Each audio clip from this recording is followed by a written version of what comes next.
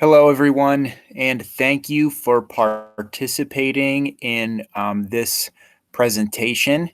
When I started this process earlier this year, I sent out a survey asking people what areas of IEP writing needed the most improvement, or what areas did people feel like they needed the most help with.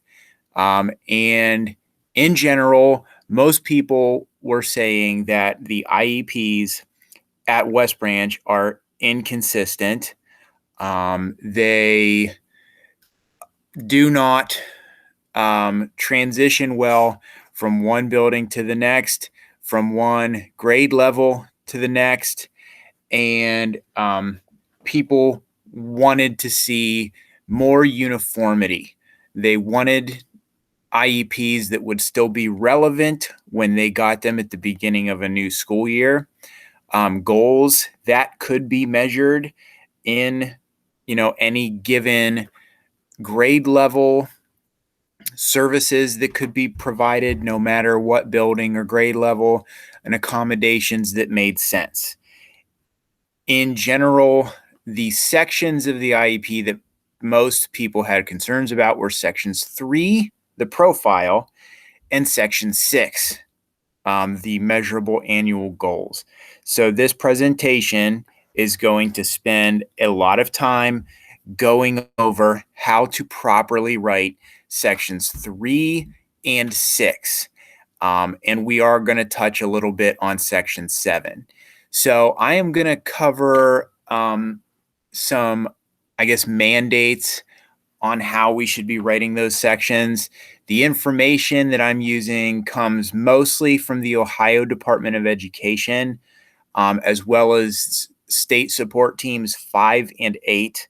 They have provided a lot of useful documents for how to properly write those sections, or really write any given section of an IEP. So if you have any further questions about IEP writing that this presentation doesn't cover, and you don't feel like you're getting any good answers if you ask Lindsay or Mickey, go look at those documents. I have linked several of those documents right in this presentation, and you should be watching this presentation in a Google form.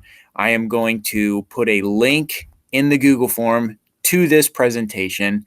So any resources that I have, you will have access to as well. All right. So I guess my agenda for this presentation is that we are going to look at how to properly write sections 3, 6, and 7.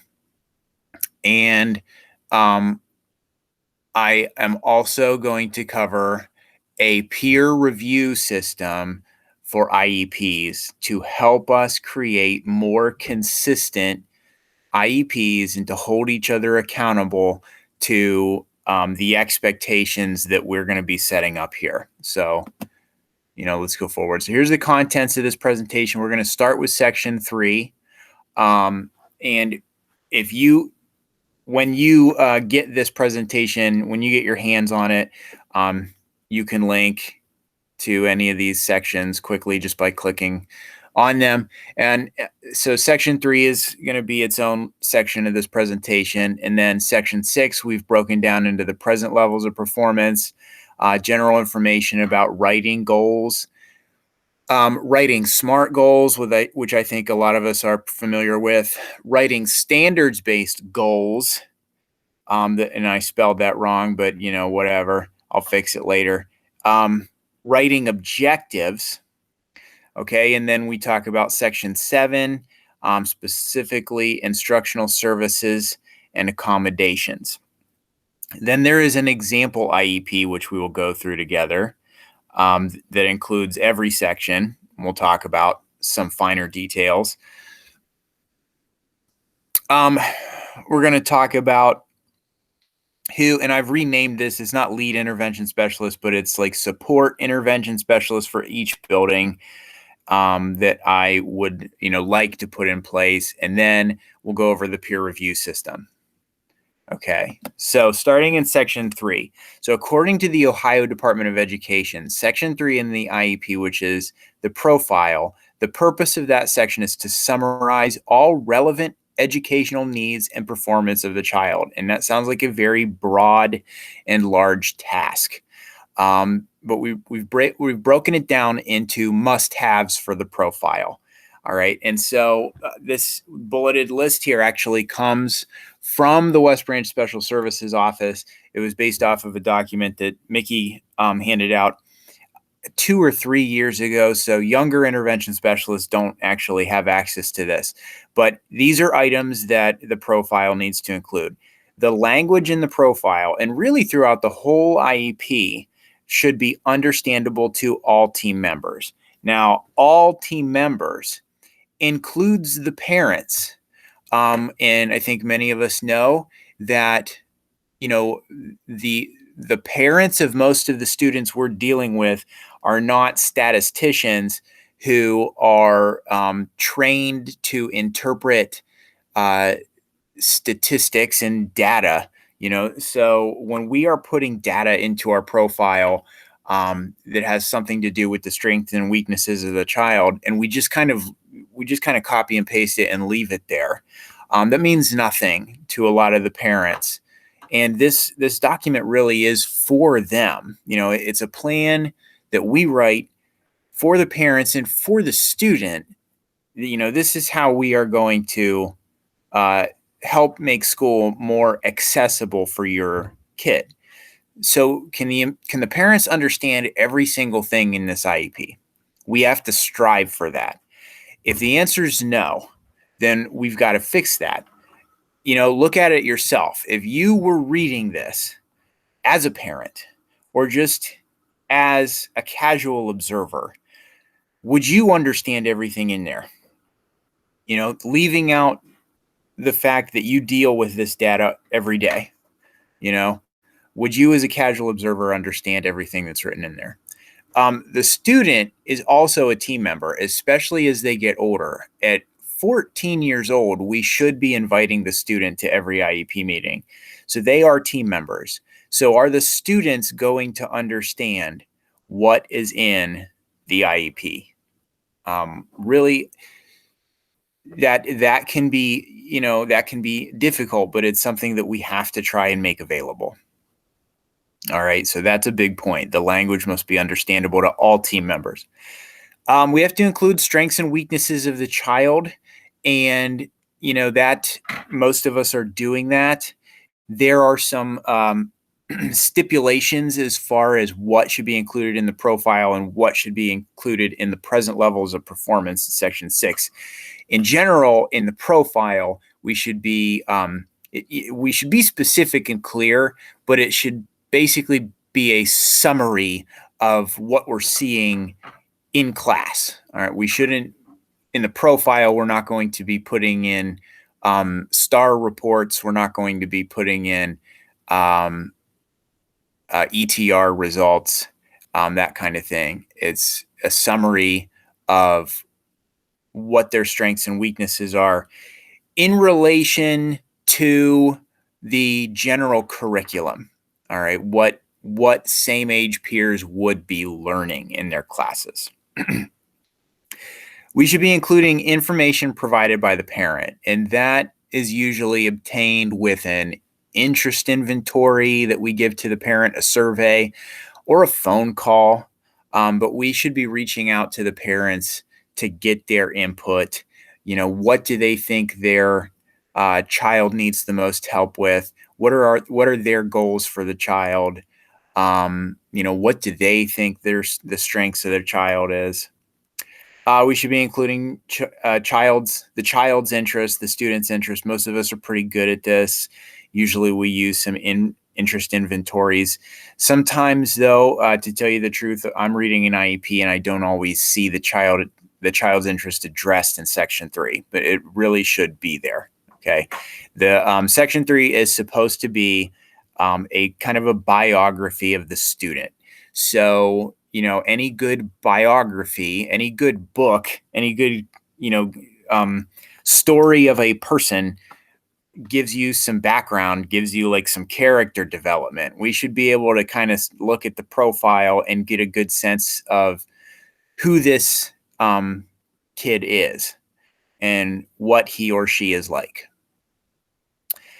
We should be mentioning in section 3 what accommodations have been helpful and maybe what accommodations have not been helpful or have been the child does not use. So not only the accommodations that make everything easier for the student, but also maybe Susie has had small group testing on the previous IEP, but she did not like using it and in fact was successful taking her tests without it. We can include something like that. And we should also be talking about placement for their classes, as in, are they in co-teaching for language arts and math?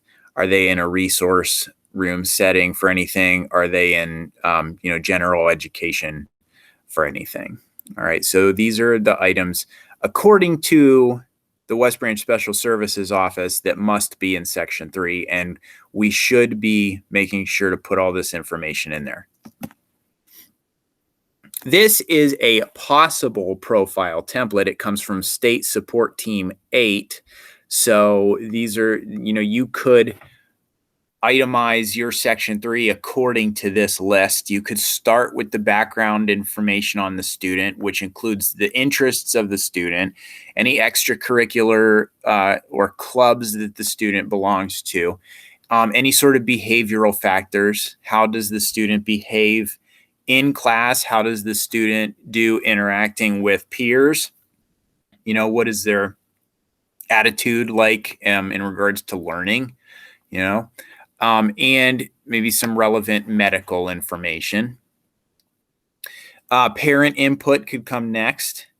Special instructional factors, that includes, accommodations or modifications that the student has been successful with. Does the student have any sensory needs? Does the student have any physical needs? Do we know the student's preferred learning style? Those are all good special instructional factors. We could include, progress in the general curriculum, and like, how does this student's disability affect their progress in the general curriculum? And also strengths and weaknesses. Remember that the strengths and weaknesses need to be in reference to the general curriculum. ETR info, if less than 1 year old. This is this less than 1 year old is a point that Mickey has made several times. She doesn't want us putting any ETR information in the profile if it's like 3 years old, because then it might be irrelevant now. But in the profile, the ETR info that we're going to want you to include would be their identification. So if a student has a specific learning disability, if the student is other health impaired or emotionally disturbed, include that in the profile. But that's really it for the ETR info. We don't need to worry about what they got on the, in the Weschler or the Basque 3 or any of that kind of thing. Summary of prioritized needs. This could include, do they need occupational therapy? Do they need physical therapy? Any other specialized services? Speech. Down at the bottom, I put a star. And this is really just, I think we need to sort of train ourselves to do this a little bit better. We need to be objective in our descriptions. We shouldn't be editorializing. So one of the first IEPs I ever inherited from another teacher, in the profile, the very first sentence in the profile was this, the student's name.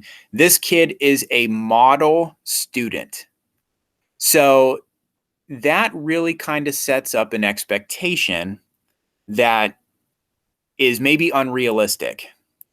And I want you to know that this student was emotionally disturbed. So if this student is a model student, the kind of student that we would all want, the kind of student who achieves perfect grades and has perfect behavior, why was he identified as emotionally disturbed? So that's editorializing, and sometimes it's really innocuous. We see phrases like, so and so is very sweet.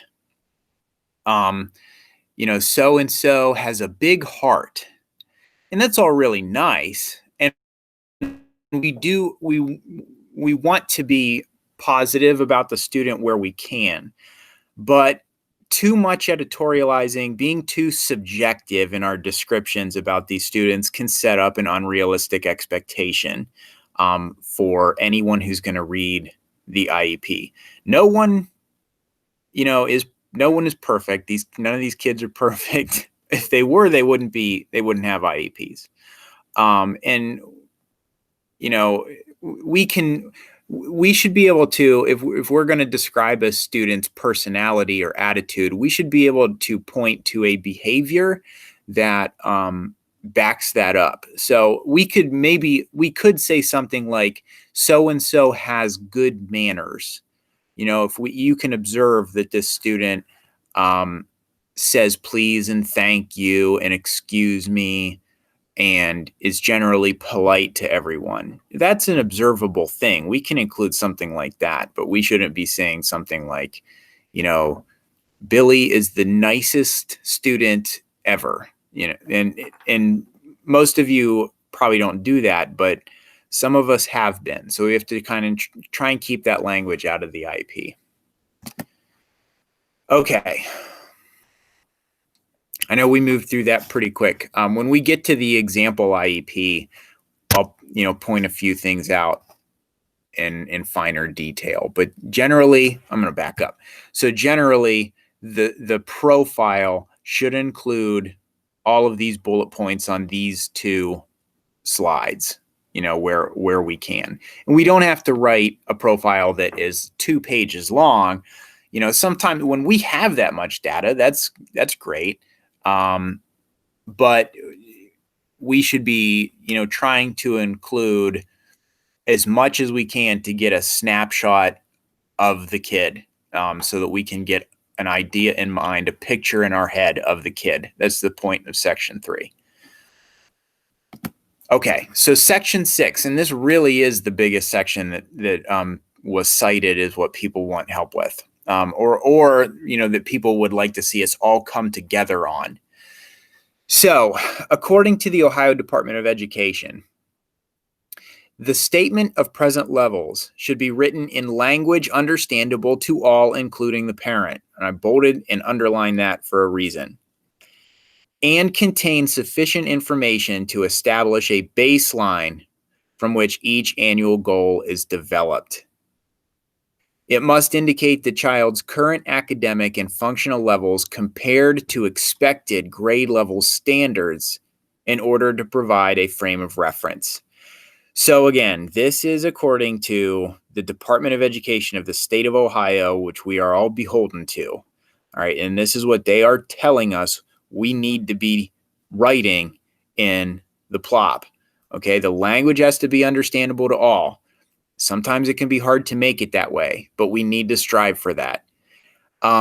Sufficient information to establish a baseline from which each annual goal is developed. So our goal needs to be tied to baseline data that we are putting in the plop. Okay, so if it's a math goal and you're targeting, I'm just going to throw this out there, the math goal references adding fractions or something. That's a little too specific. But anyway, the plop should reference, how the student is doing adding fractions right now. All right.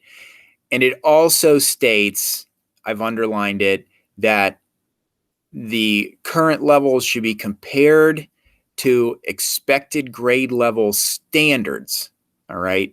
So if it's an 8th grade student, we shouldn't really be filling our present levels of performance with information about how they're doing adding whole numbers. All right, because that's not necessarily an 8th grade standard.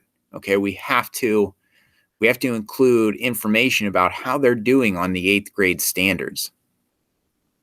Okay, so I've also included this link. If you click right here, present levels checklist.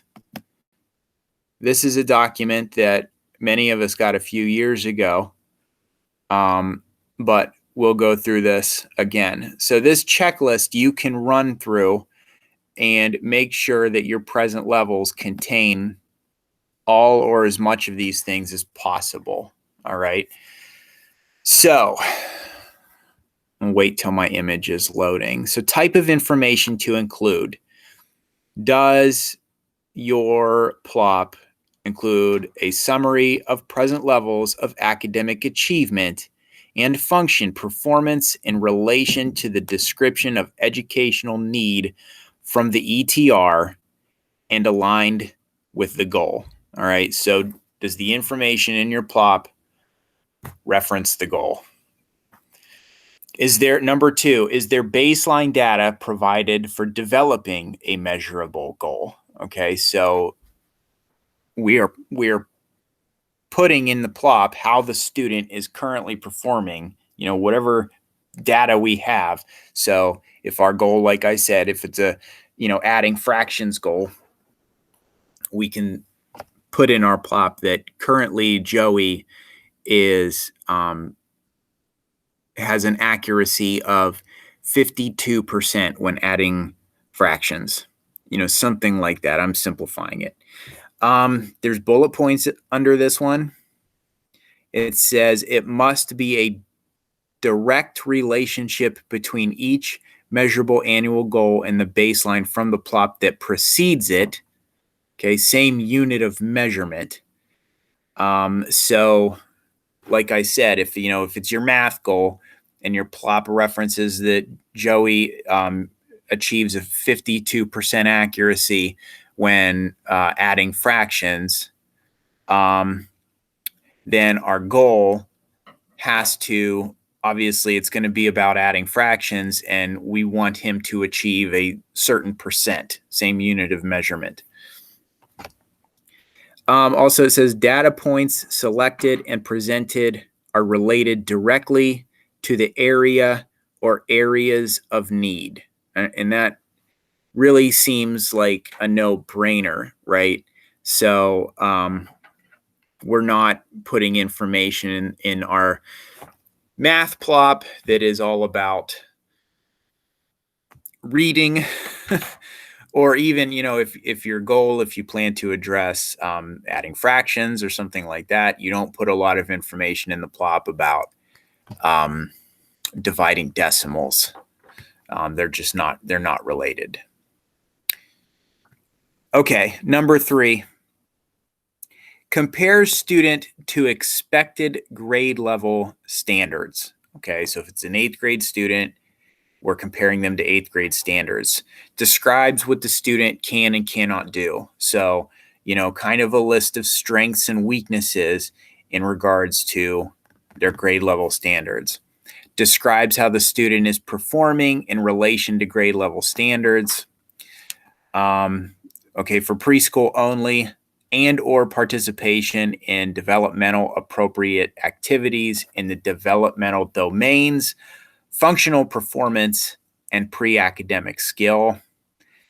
And finally, functional skills are integration of cognitive, language, and motor skills for the child to demonstrate positive social emotional skills, acquisition and use of knowledge and skill, and take care of personal needs. Okay, so that's not necessarily for academic goals. All right, and then the 4th point we need to make sure is included in the plop: written in language that is understandable to all, including parents. So this might be a helpful document for you as you're writing your plop. You can go through and make sure that you're hitting all of these points that are relevant. And again, that's linked right here. in the presentation. All right, here's some other information that came from the West Branch Special Services Office a few years ago. It says, when citing data gathered from various assessments, spell out acronyms, explain numbers, and define difficult terms to make it more understandable for the whole team. What does it all mean? Okay, spell out acronyms, explain numbers, and define difficult terms. This is definitely something that's going to be necessary if we are citing like ETR results. Okay. I'm thinking especially of like a behavior goal, like a test, an assessment we use often for behavior is the BASC-3. So you just tell us a parent, oh, we gave your kid the BASC-3, and they're probably nod politely, but like, do they really understand what that is? If you spell out the acronym to that test, which escapes me right now, I don't remember what it stands for, it might make more sense to them. And also, this is probably the biggest point in this sentence, is explaining the numbers. So, if we're telling a parent, well, according to your child's most recent ETR, he scored a 77 in math computation, which is, considered low. So that might not be quite enough. So we'd have to explain, what score an average typical student who is that child's age would get. We might talk about the various score ranges, and like this means that compared to other students, your son or daughter has a very difficult time knowing how to solve math computation problems. All right, much more difficult time than compared to a same age peer. All right. So that's something that we need to, I think, take more time to do, because I know a lot of us are pressed for time in the first place. There's a lot that we have to do besides writing IEPs and in 504s. We have to enforce them. We have to work with our co-teachers. We have to plan for our resource rooms. We have to coordinate with, special services. Or special service providers. I understand that, but we really need to try and resist the temptation to just kind of copy and paste things. That makes writing the IP so much faster and easier, but it doesn't make it better. In fact, I would argue that it makes it worse. So we need to take the time, if we're going to use this data, and we should be using our data, but we need to take the time to write it in a way that's understandable, make it make sense. All right. And honestly, I don't know about any of you, but I'd rather read a document that is in, pretty plain English. I'm not a big fan of technical writing. I don't read, like Stephen Hawking books for fun. And, we just need to try and make this in plain English. The next point. Performance on state or district assessments, like the AIR state assessment or the STAR district assessment. Okay. Those are, really relevant points of data that give us a lot of good information. An issue, though, is at the high school currently, there is no formal test like the STAR to get this data. So I know that there was talk about extending the STAR to the high school this year, but I think that hasn't happened. There are other things that teachers could do. So there's, like maybe you could use a study island test or something, but there's no like across the board. It's not like the same test that every class is using. So that makes it kind of difficult to get this data. However, there's still, I think that, there's still the state assessments you could get data from. But again, like using this data from state or district assessments, it's still, we still need to be following this first bullet point of, explaining the numbers, defining what it all means, make it understandable, make it make sense, highlight areas of strength and weakness. That's kind of good. Don't just put a number. It goes along with what I just said. So what are these? And the STAR especially does a really good job if you pick.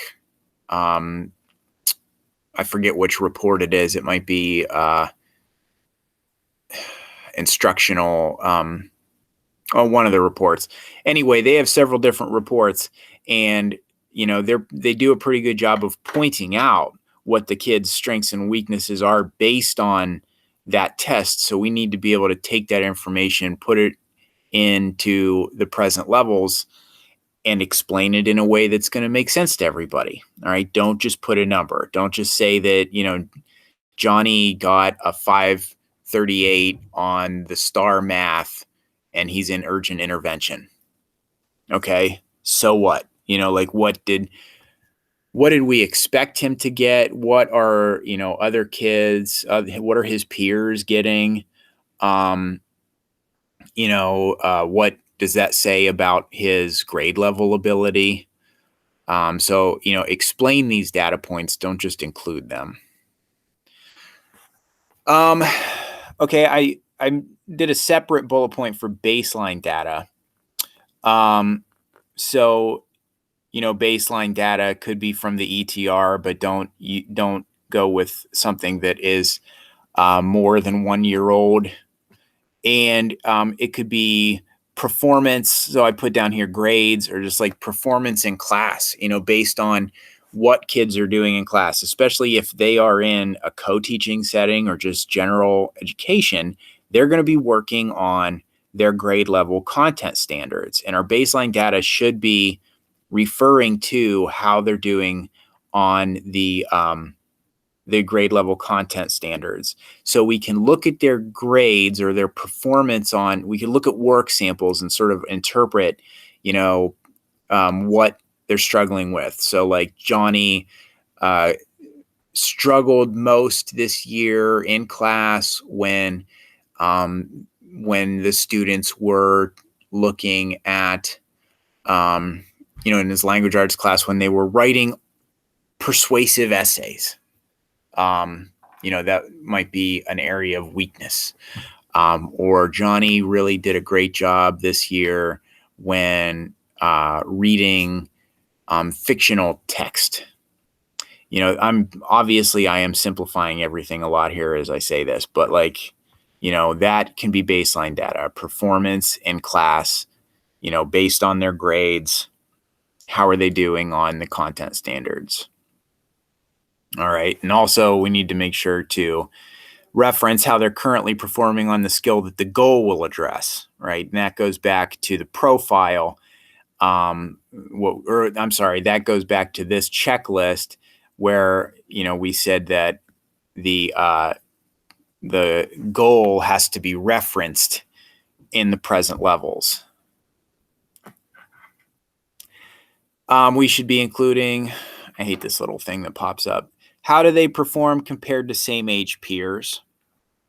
And how do they perform on the content standards for their grade level? This is all information that needs to be in the present levels.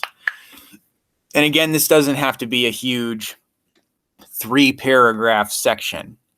Maybe you can hit each of these bullet points in 1 sentence apiece. But these are things that should be included. Oh, okay. This information comes from the State Support Team 8's Deep Dive EEP document that Lindsay has in her office, and I'm sure she'd be willing to let you copy anything out of it's a really huge binder, and it's really got a lot of great information in it. So identify how the disability that the student is diagnosed with impacts learning in the general curriculum. Okay, so how are they doing in the general curriculum compared to same age peers? It should be aligned to standards, goals, and all services defined in the IEP. So the information in the plop has to reference the content standards that the student should be learning. I keep harping on that because it's important. Also, it should reference the goal that will be right below the plop, and all services that are most likely going to show up in section 7. All right. It has to justify the services we're giving the student. So, like if we're saying that the student is should be in the resource room for, language arts or for reading, we should be able to go back to section 6, look at the present levels of performance on the reading goal, and see some sort of justification there for that. Non-negotiables. These are things that you have to include. Okay, there a lot of what's in this presentation in the first place are they're just best practices. Like, you're not necessarily going to get in trouble for not following them, but following them will help you build a better IEP.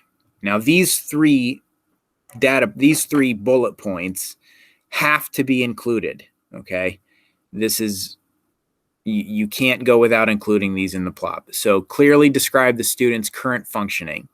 How is the student doing right now on the goal that's going to be addressed, on the content standards that they should be learning? Baseline data. How is the student currently performing based on what? In comparison to same age peers. These 3 things have to be in the plop. Have to be. And finally, language must be understandable to everyone in the team. All right. Like I said, when we look at the example, it might make a little bit more sense. Okay, so let's move on to the actual goals.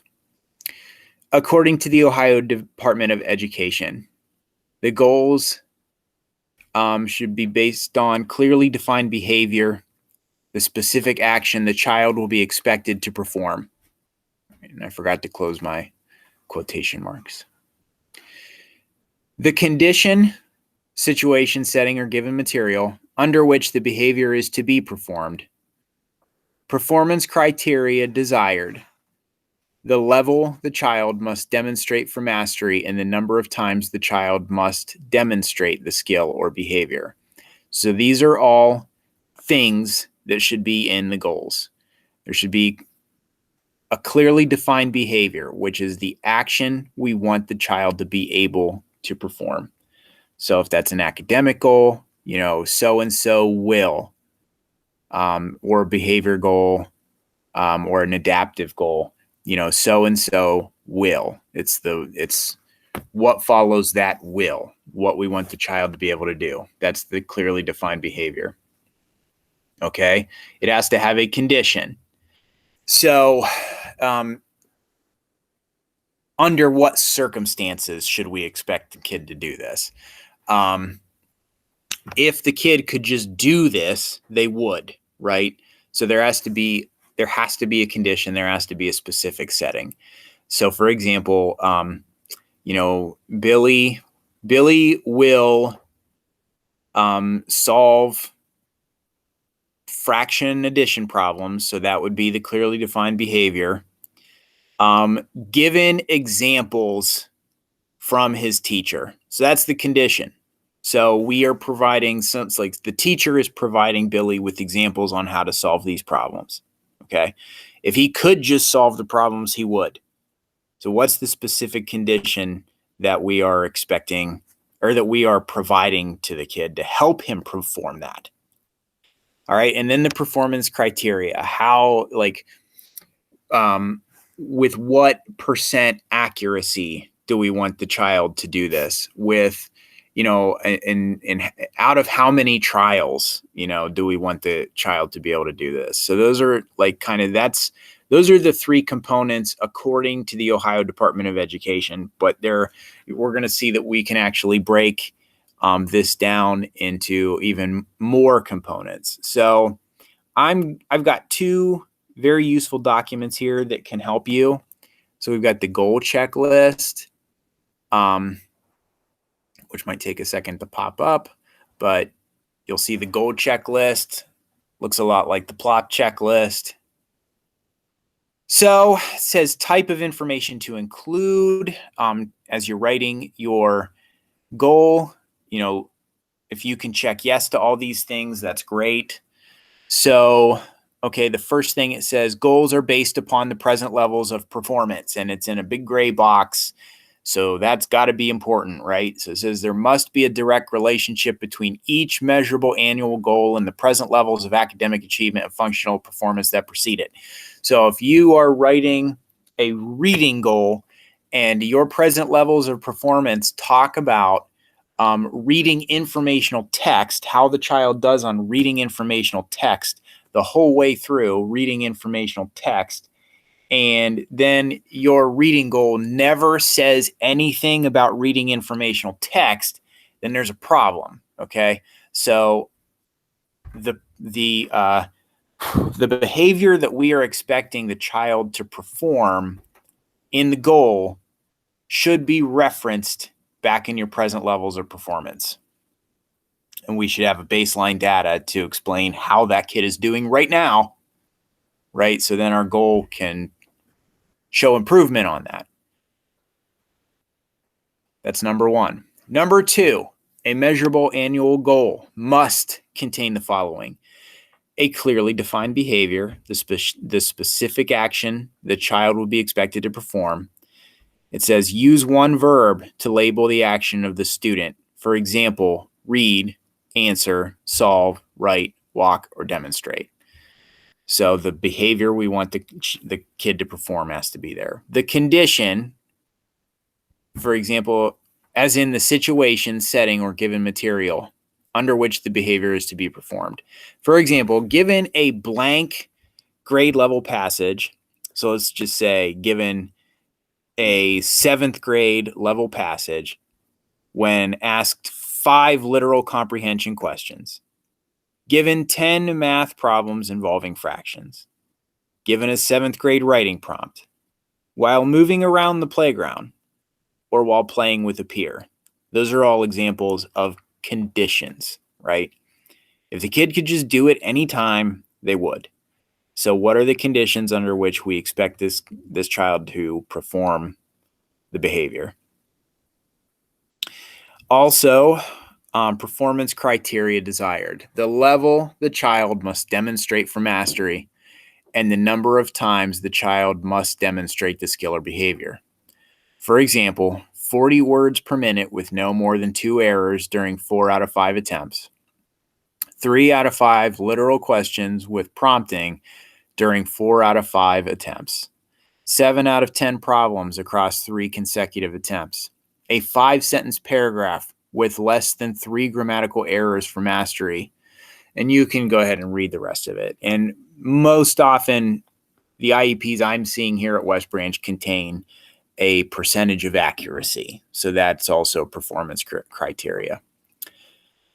Item number 3 that should be included: at least one goal for each area of need. And I don't like the phrase, well, okay, so at least one goal for each area of need. If a need is not going to be addressed in a goal, explain why. All needs must be addressed by a goal, accommodation, modification, or an explanation. So usually, it's been a long time. I don't know if I've ever had an IEP where there's been more than one goal for an area of need. So like more than one math goal because the needs were so great, possibly. But in general, we have been writing one goal for each area of need. All right. And that's, typically what we should be doing. Number 4, did you avoid vague terms such as grade level reading work ask for help when needed, increase, reduce without baseline. And the reason is, especially for those last two examples, those are really hard to measure or observe, like ask for help when needed. How, we might not always know when the student needs help. Okay. So how are we going to measure whether or not this kid asked for help when he needed it if we can't even tell the kid needs help? All right. Or increase or reduce without baseline. So, like the key word at the end there is without baseline. If we don't know where the kid is to begin with, how do we even know if the kid is increasing or reducing their accuracy on something? All right. So, I would rephrase this almost just to say, make sure that your goal is that the action is observable and measurable. Okay, so that's how I'd rephrase number 4. Make sure it is observable and measurable. Item number 5 we should be including: instructional data can be collected for each measurable annual goal. Data can be analyzed to inform future instruction. So, again, this is something that we can measure through data. So if it is a math goal and we want them to be able to perform a certain accuracy, we're going to be able to get that data from their work in class, or we might have to give them a worksheet ourselves, but we can collect the data so that we can measure the goal. And number 6, written in language that is understandable to all, including the parents. That keeps coming up because it's important. All right, so that document can be helpful. I kind of like the goal bookmark a little bit better. So let's look at the goal bookmark. The goal bookmark breaks down the components of an IEP goal, and it color codes them, and it gives us some examples. Okay, so it starts with, and you could just kind of use it right here on this form, or you can print it out and put it together front to back, however you want to do it. So in blue, who. We have to include who, and that's a no-brainer. I don't think I've ever seen an IEP goal that failed to include who, but just so you know, it's got to be there. So who is the student? What's the student's name? Will do what? So this is the behavior that we want to measure. And it gives us several examples of action verbs. Will do what is an action verb. To what level or degree? Okay, so frequency, duration, accuracy, latency or speed, intensity. Okay, so here's all examples of the level or degree to which they have to do the behavior.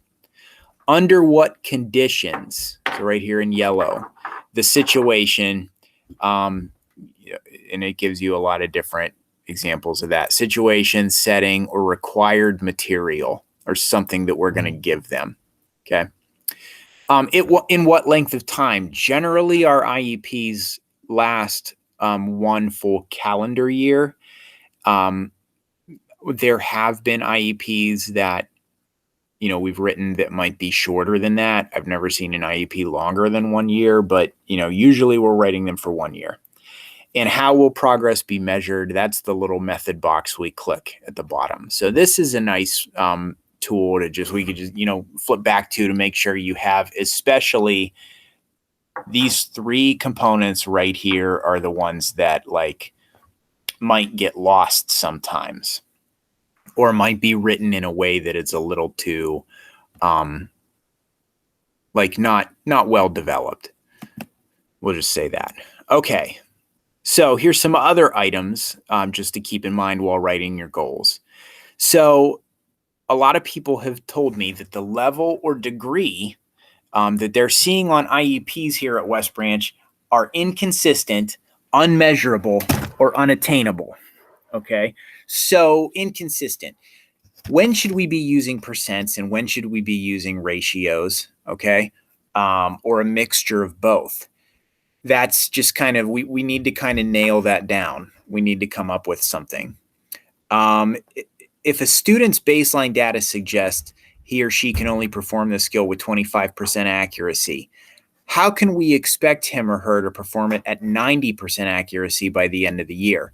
So that's the unattainable thing right here. So we're getting a lot of levels, a lot of goals that the kids are just not going to be able to reach because the percentages we're expecting them to hit are way too high.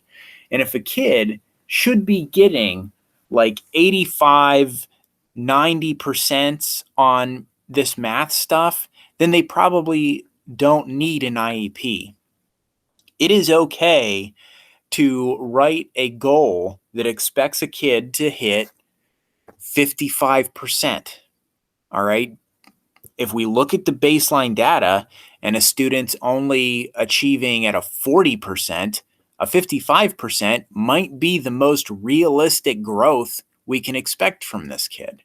So we have to make sure that these goals are realistic and attainable for these children.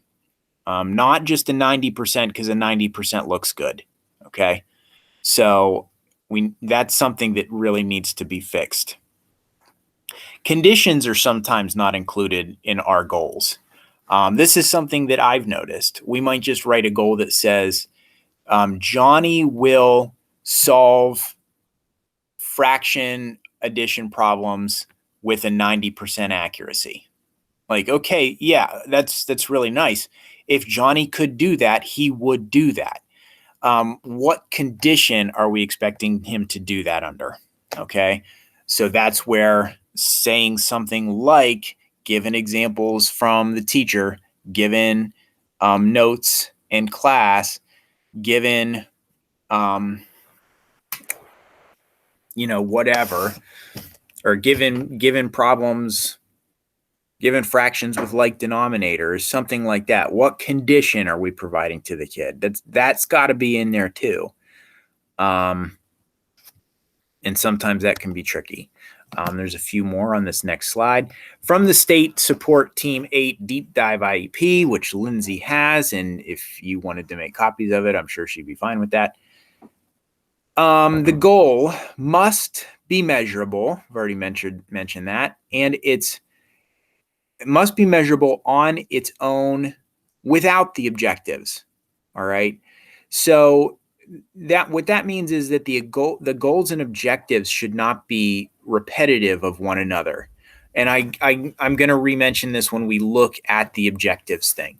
So I know what I've seen a lot is that a goal might be that, like it might be a writing goal, and it might say something like, Johnny will write a 5-paragraph essay, given the opportunity to edit his work, blah, blah, blah. So that's the goal. And then the objectives might say, like, Johnny will produce a 5-sentence essay. And the next objective might say, Johnny will edit his work for mistakes. So the objectives are really just copies of the goal. So why are they even there? And also, the goal, in that case, the goal and the objectives are so closely related that the goal can't exist without the objectives. So we have to be able to write goals, and then the objectives have to be related to the goal, but they can't be the goal exactly. They can't be pieces of the goal. We'll look at that in a little bit. Performance criteria must be aligned to baseline data in the present levels of performance. And that's, we've kind of already mentioned that. It says underneath, again, if a student's baseline data says that he or she scores 10% accuracy on multiplication problems, don't expect them to reach 80% by the end of the year. All right. Okay. And then this, like we mentioned this on the last slide. When do we use accuracy? So like a percentage, usually measured in percentages. Usually the accuracy, the percentage accuracies are academic. Okay, it says make sure the goal can be measured by accuracy. Most behaviors can't, even academic behaviors. So we usually use percentages when we are talking about an academic goal and we are looking at accuracy. Solve such and such problems with 60% accuracy in 4 out of 5 opportunities. All right. And usually we do a combination of that. And there's a good reason for that. Okay. And when would we use just a ratio, like 4 out of 5 opportunities without a percentage? That might be more appropriate for simply a behavioral goal. Okay. So that's where you can leave out the percentage, because it's hard to say, if you're writing a behavior goal and you're saying something like, Fred will choose an appropriate coping skill when frustrated. It's hard to measure that in a percent. It's easier to measure that in a ratio of opportunities, because I've seen, this week, Bobby was frustrated 3 times and he chose an appropriate coping skill 2 out of those times. Right. So, but if we put something like he will do this 78% of the time, that's really going to be hard, So like I said, I'm going to show you guys this. So using an accuracy and a ratio combined. I'm going to pull up a whiteboard really quick. I was talking about this with Debbie Clegg, Shannon Keck, Lori Edwards, Jessica Wallace a couple weeks ago. And Debbie made this point to me, all right, that when we're dealing with an accuracy, especially an academic accuracy, it might be a good idea to make your goal read something like this. So-and-so will blah, blah, blah with an average of 60% accuracy in 2 out of 3 attempts. Now, here's why a phrase like this is a good idea. So if we just phrased it like this, and most of us don't do this, with 60% accuracy. Okay. So if you just leave it as a percentage without any attempts at all, without like a ratio of attempts, that means that's what this kid needs to get. So, like every time they need to be getting 60% accuracy.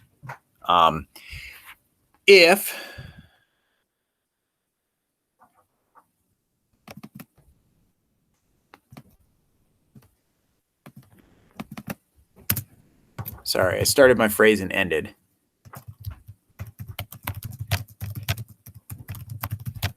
If we have something like,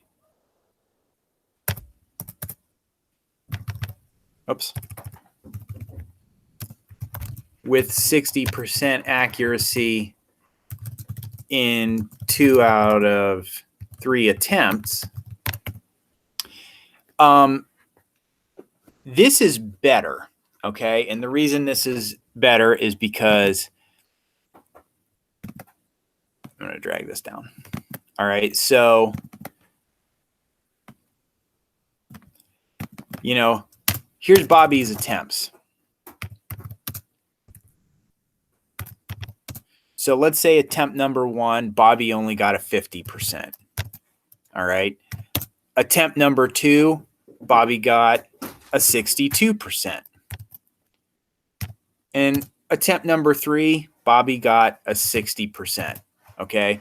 So that's how this works. So Bobby can hit the 60, he hit a 60% or higher in 2 out of 3 attempts. That's great. That's good. It's a lot better than just, the first example up there where he needs to hit a 60% every single time. It gives you a little bit of leeway. All right.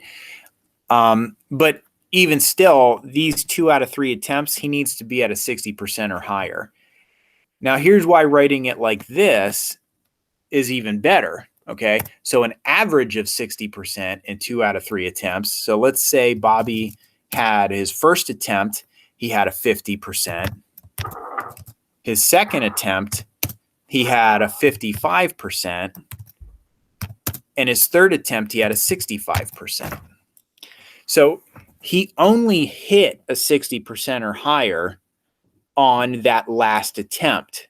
But if you average the last 2 attempts together, that comes out to a 60%. All right. So that's even more flexible and gives the student more room to achieve the goal. All right. So that's just kind of a little note on that.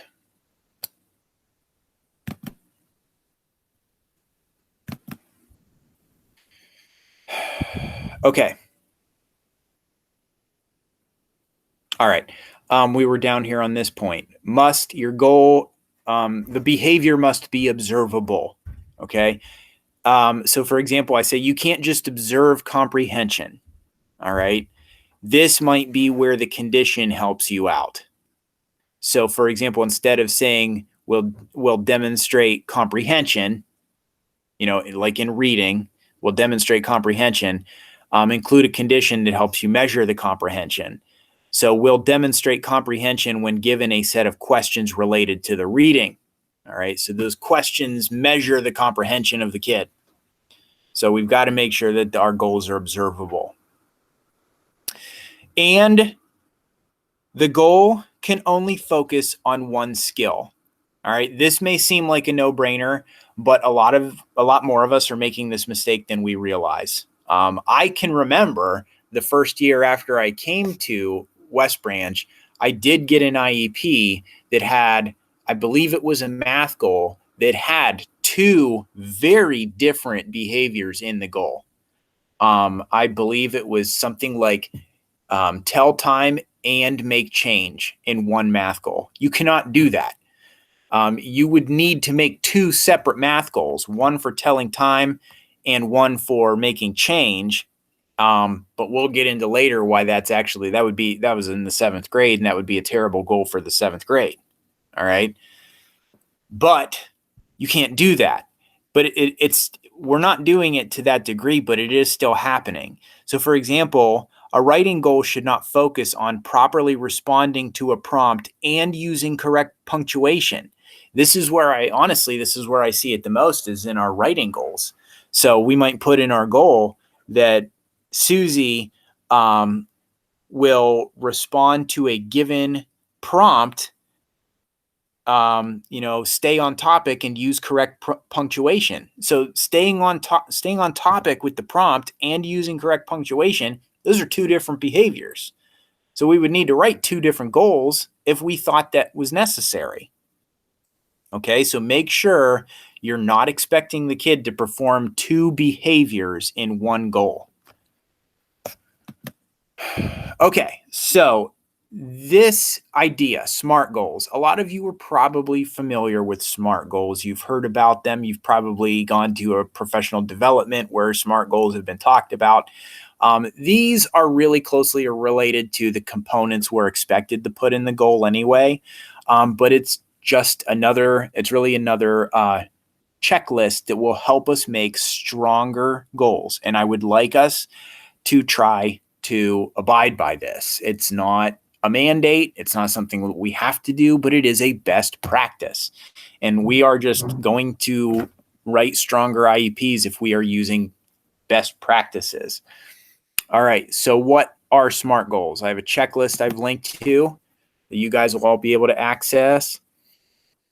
I'm going to close my tabs because I'm not an 80-year-old woman. Sorry, that was unnecessary. So,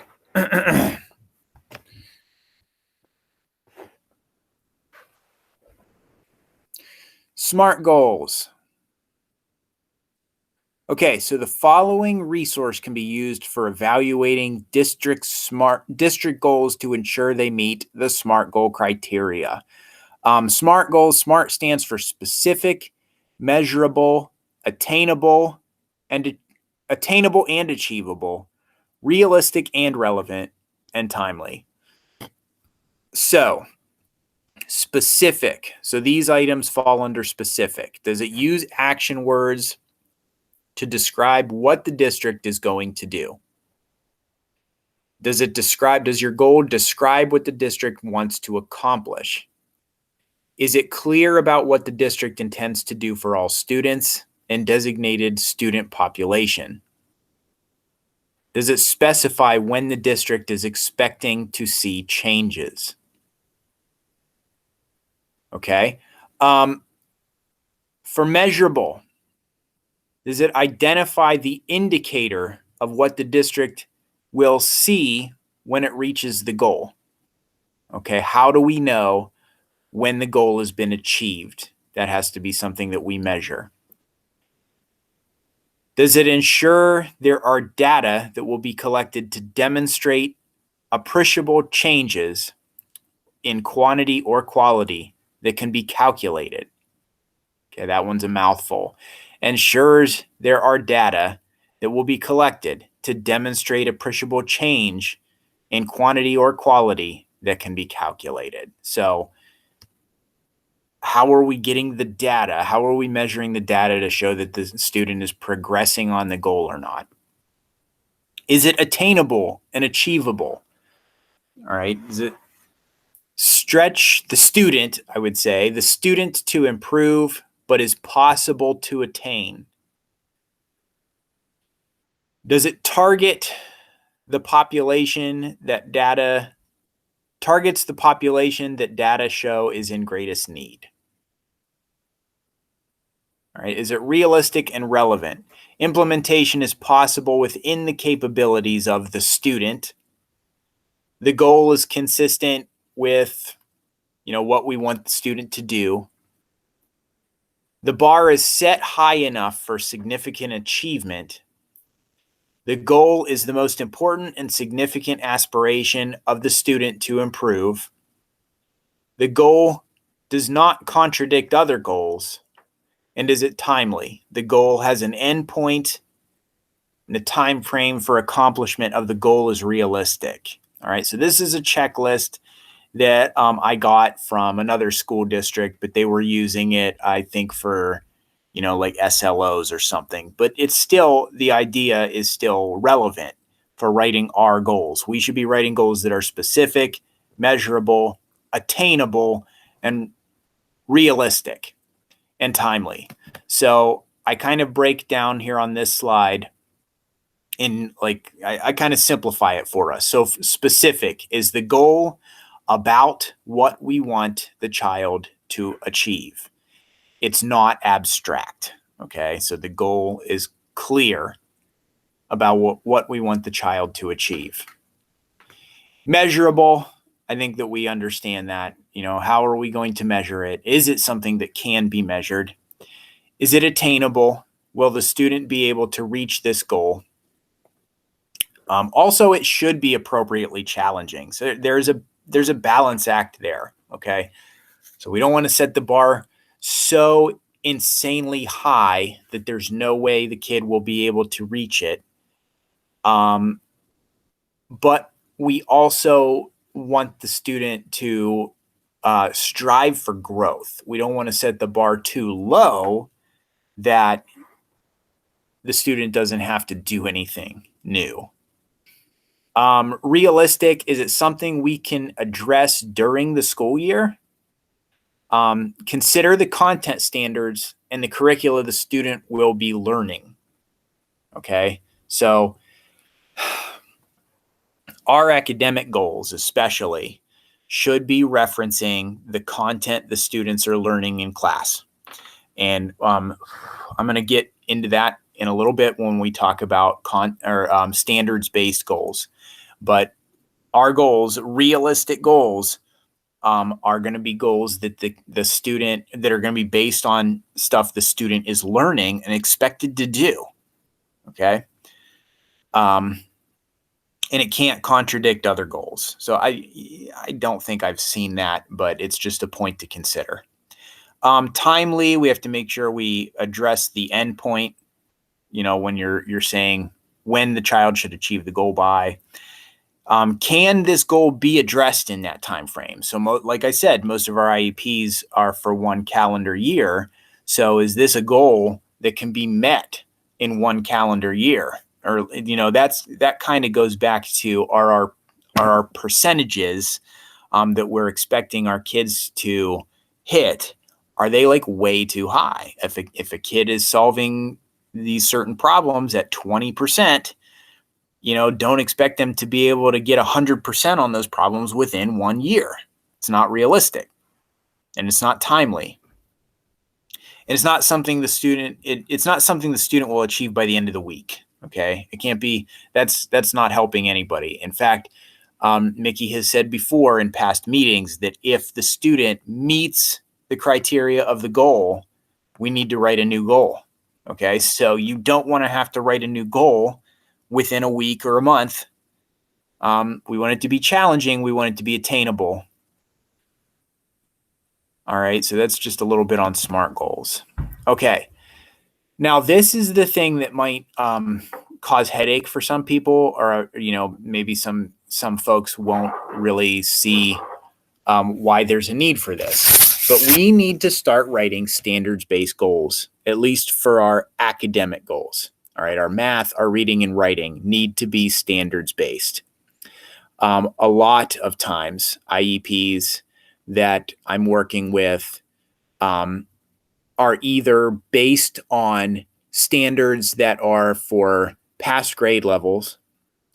So I've been working with 7th graders for the most part. And I have seen a lot of IEPs that reference 3rd grade or 4th grade standards. We've got to stop doing that. We should not be writing goals that are based on the student's grade level ability.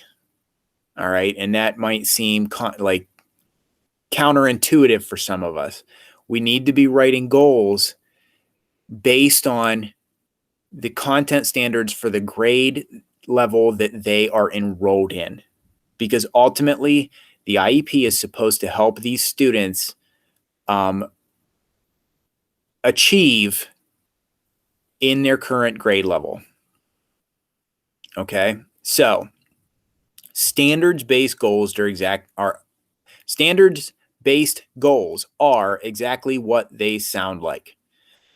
So I've included some language from Understanding the Standards-Based IEP by the National Center for Learning Disabilities. It says, while the requirement that every student receiving special education have an IEP is not new, linking the content of a student's IEP to the state's academic standards for the student's enrolled grade is both new and challenging. This approach seeks to raise the learning expectations for students with disabilities, including those with a specific learning disability, providing opportunities for students to make significant achievement gains. Moving away from the old approach to IEP development, which lacked a focus on closing the student's achievement gap, to a new process that focuses on alignment with what all students are expected to know and do, holds significant promise for students with a learning disability. Based on the IDEA's definition of specific learning disability and the determinations required to find students eligible for this disability category, see box on page 2, students with learning disabilities should be expected to participate in general education curricula and achieve at a proficient level on state assessments when provided with specially designed instruction and appropriate accommodations. So how frustrated have any of you ever been when you might have been working in a co-teaching setting with students in whatever content, and you get an IEP from the previous school year that forces you to work on a skill with this kid that you never ever reference in class. All right. You have to find time now during an intervention period, or you might even have to pull them from the general education classroom to go work on that skill just so you can meet that goal and get the minutes. That's not what the IEP is designed for. If our students are in the general education setting, we are supposed to be helping them be successful in the general education setting. The IEP should be written in a way that will help these students be successful in the general education setting, working on the standards that everyone else in their grade level is working on. All right. I have inherited IEPs at the 7th grade level where the math goal was to find the perimeter and area of a triangle. And we did not spend an entire year in the general education math class working on the perimeter and area of a triangle. This person in question, this student, I had to almost on a daily basis force them to work on the perimeter and area of a triangle when all they wanted to do was work on their classwork from their math class. And it was infuriating, it was frustrating. And it didn't help this girl do any better in her math class. It didn't. So what was the point of that? All right. So, working on that specific skill might have been something that the ETR suggested she needed help with. It might have been something that the STAR test suggested she needed help with, but it was not a skill that was relevant to what she was doing in math. It didn't help her. Writing standard-based goals this is going to help our students achieve in their classrooms. The term standards-based IEP is used to describe a process and document that is framed by the state standards and that contains annual goals aligned with and chosen to facilitate the team's achievement of state grade level academic standards. The IEP team should select an area of weakness, and this should be based on some baseline data, how the student's achieving in class, ETR scores, assessment scores, and all that kind of stuff. That's all still useful and relevant, but we need to make sure this area of weakness is related to content standards. Identify the grade level standard affected by the area of weakness. Write a goal addressing the grade level standard. All right, not necessarily the area of weakness. Essentially, our academic goals should reference the content standard that they should currently be learning. They should not be designed with a focus on their ability level. Do not write a goal that requires students to master a skill that will be irrelevant for their current content standard. For example, 7th grade math goals should not be about telling time. Consider what standards they will be learning by the end of the IEP. Most of our IEPs overlap 2 different school years. All right. So my IEPs I'm writing this year in 8th grade will carry over into 9th grade.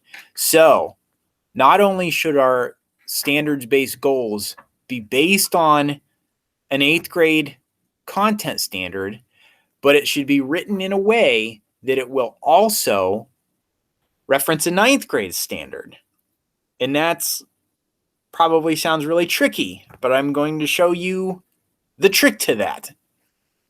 Okay, we've got it, and this is something that a lot of people referenced when they were talking about what they were frustrated with as far as our IEPs. Our IEPs have to travel to the next grade level and still be relevant. They have to. All right. Writing standards-based goals can help us with that. So here's a challenge: over specificity. Okay, being way too specific. Do not write a goal that addresses a standard that will only be applicable for a short period of the school year. For example, a math goal that targets finding the area of a triangle. Obviously, that's one that has stuck with me for a long time. I'll get over it someday, probably. All right. So that is way too specific. That is way too specific. It'll only be referenced once or twice during the school year, and then the goal is irrelevant for the rest of the school year. Okay. So we've got to make our goals vague enough that it will last all year. And we have to make them vague enough that they can travel between grade levels or buildings. Okay. So if a goal must address a standard that does not travel from one grade to another, the goal must end by the end of the school year. So, for example, this was brought up, Lori Edwards brought this up to me. Decoding is, I guess, something that all the 4th grade IEPs are required to have. They have to have decoding goals. And I guess that's a big 4th grade, part of the 4th grade standards, but it is not in the 5th grade. So these decoding goals need to end before they get to the 5th grade, because the 5th grade intervention specialists are not able to address them, and it's causing a lot of headache for them. All right. So we have to have goals that are going to be relevant from grade level to grade level. And if they can't be, they have to end before the end of the school year. So something that will help us with these standards to make them content-based and vague enough to travel between grade levels are these 2 links here: the critical area standards for math and the anchor standards for language arts. So if you link to these documents, you're probably familiar. Here are our content standards. All right. And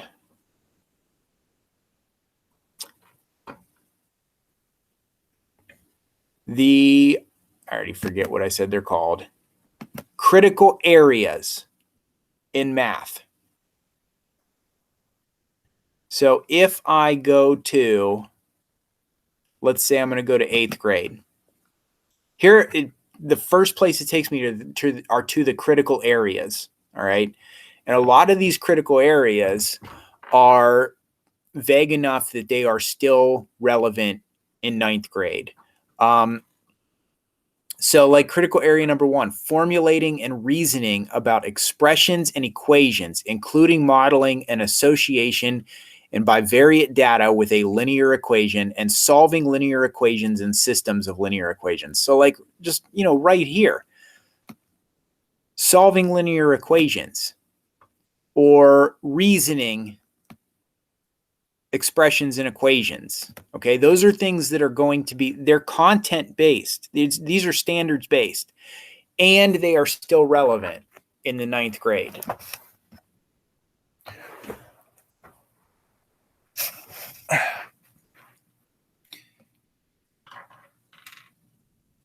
Otherwise, if we come down here and we start to get into the actual standards, the number systems, working with rational and irrational numbers. Okay. Know that there are numbers that are not rational in approximation and approximate them by rational numbers. Use rational approximations of irrational numbers to compare the size of irrational numbers. These are extremely specific to the 8th grade.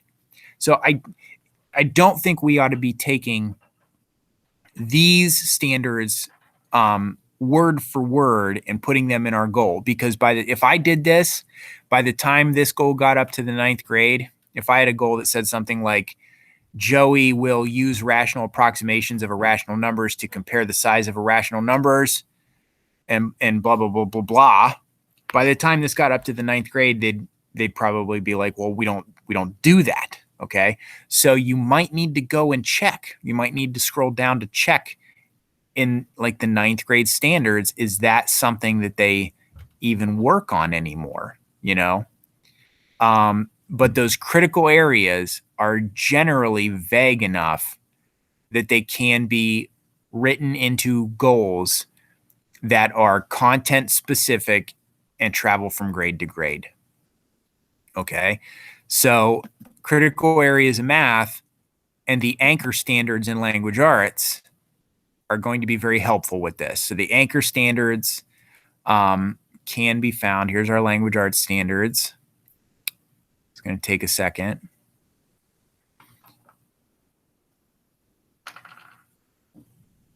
So here's the anchor standards: reading, writing, speaking and listening, language. So if I go to the anchor standards for reading, and it's broken down. So here's, it talks about key ideas and details. Read closely to determine what the text says explicitly and make logical inferences from it. I mean, right there, that's something that, students are going to have to do in several grade levels. So using language like that might make it more content specific and also flexible enough to travel from grade to grade.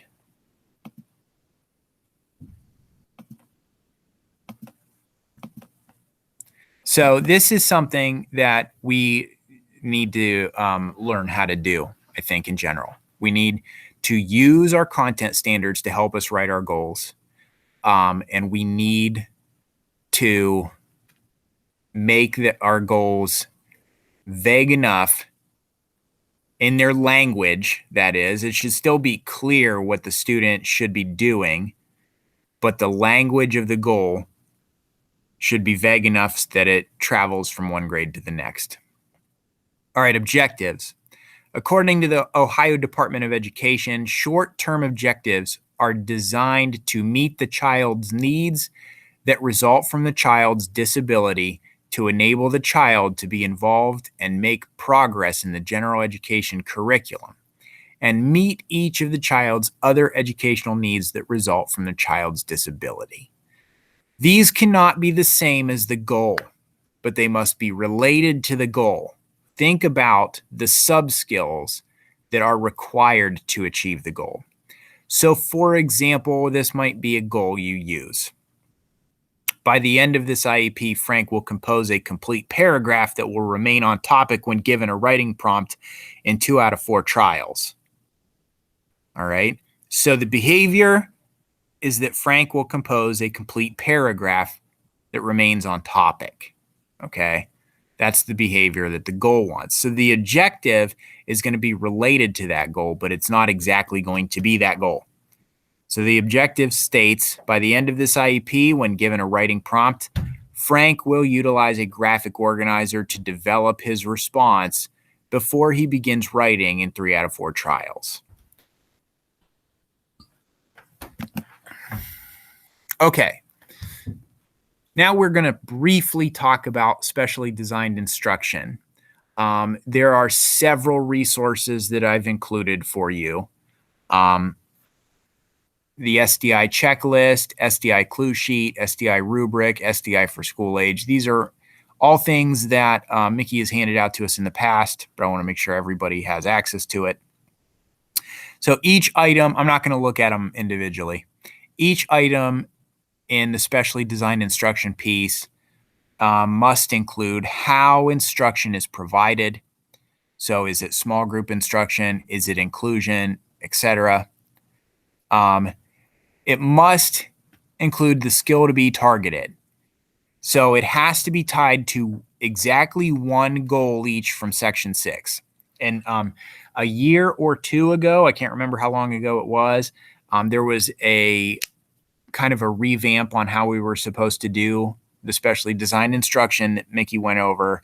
And, we had been putting language arts, we've been lumping reading and writing together in a language arts class. Now we have to separate those. There has to be, one SDI piece for writing and one SDI piece for reading. And, it has to be tied back to the goal. And you have to include what strategies will be used. So how will instruction be delivered to help the student achieve the goal? So will you use modeling, pacing, scaffolding, pre-teaching, etc.? I will be honest, I totally stole the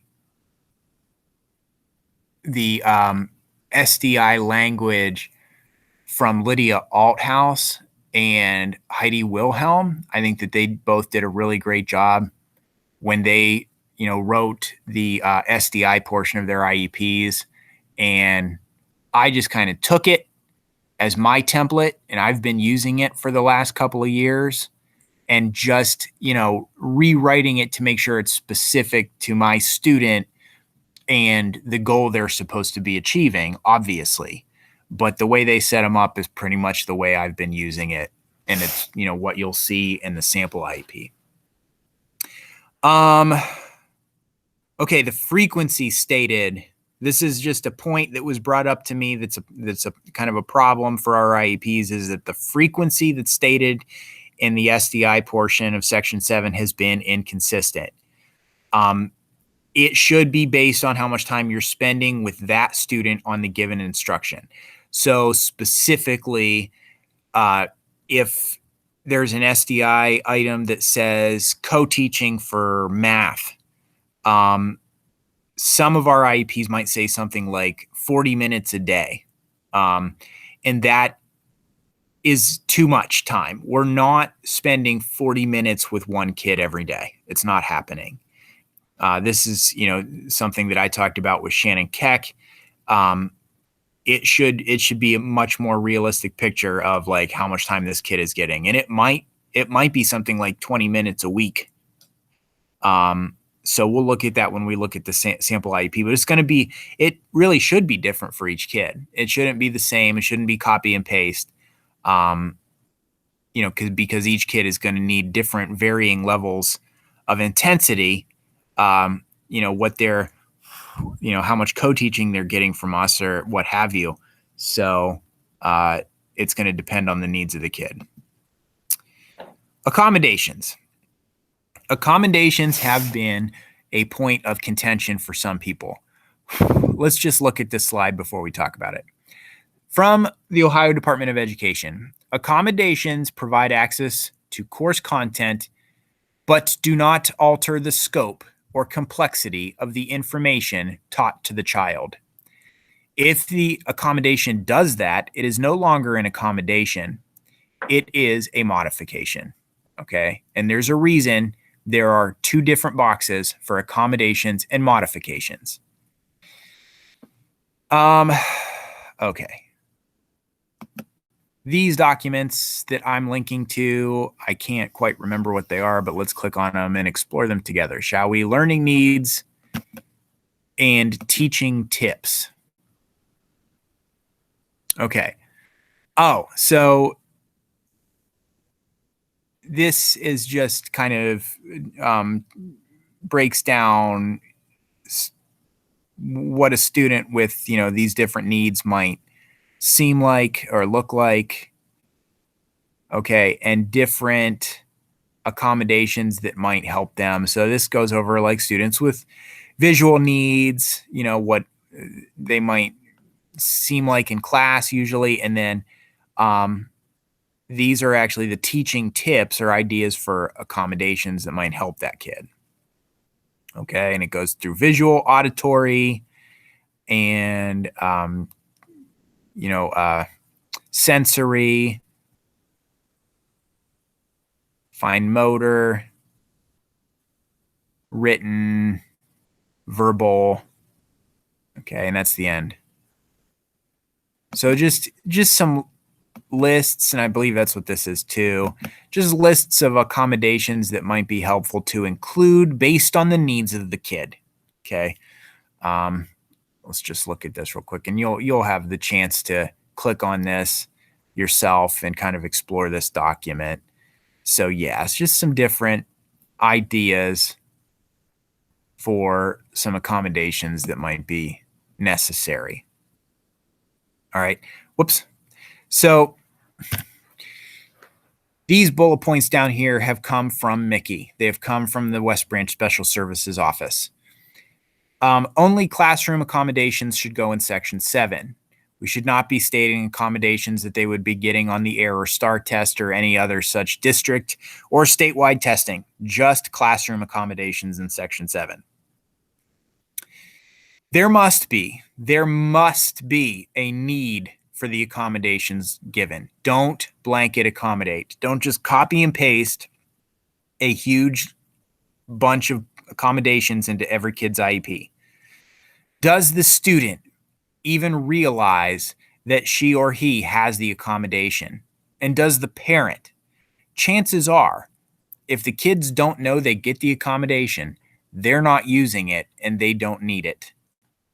All right. There must be a need for each accommodation. We cannot just pile accommodation after accommodation on top of these kids just because we think that someday it might help. That's not what accommodations are meant for. I've underlined the next point, test modifications, which is like such as shortening it or leaving out concepts, are only allowed if a student has an intellectual disability. Otherwise, we cannot alter the scope of the test. So if we are leaving, this is especially important, leaving out concepts, okay? If anything that the child is supposed to be learning is left out of the assignment or the test or the quiz, that's a modification, all right? But I should clarify this where I say shortening it. If we're simply taking out repetitive items, then that's not really a modification. So for example, if the gen ed teacher wants to give the students 50 multiplication questions and we say, let's just do 20 here.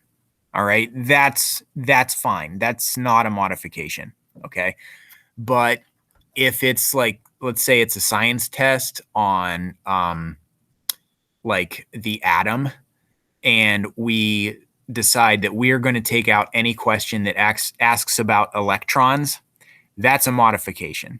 All right. So if we leave concepts out, if we shorten the test by leaving concepts out, that's a modification. And we can only do that if the student is identified as ID and the ETR justifies it. Otherwise, we can't do that. We cannot change the scope or complexity with an accommodation. Another point, if the student can do it, the student should do it. So if the student is able to write with his or her hand, the student should not be getting a scribe.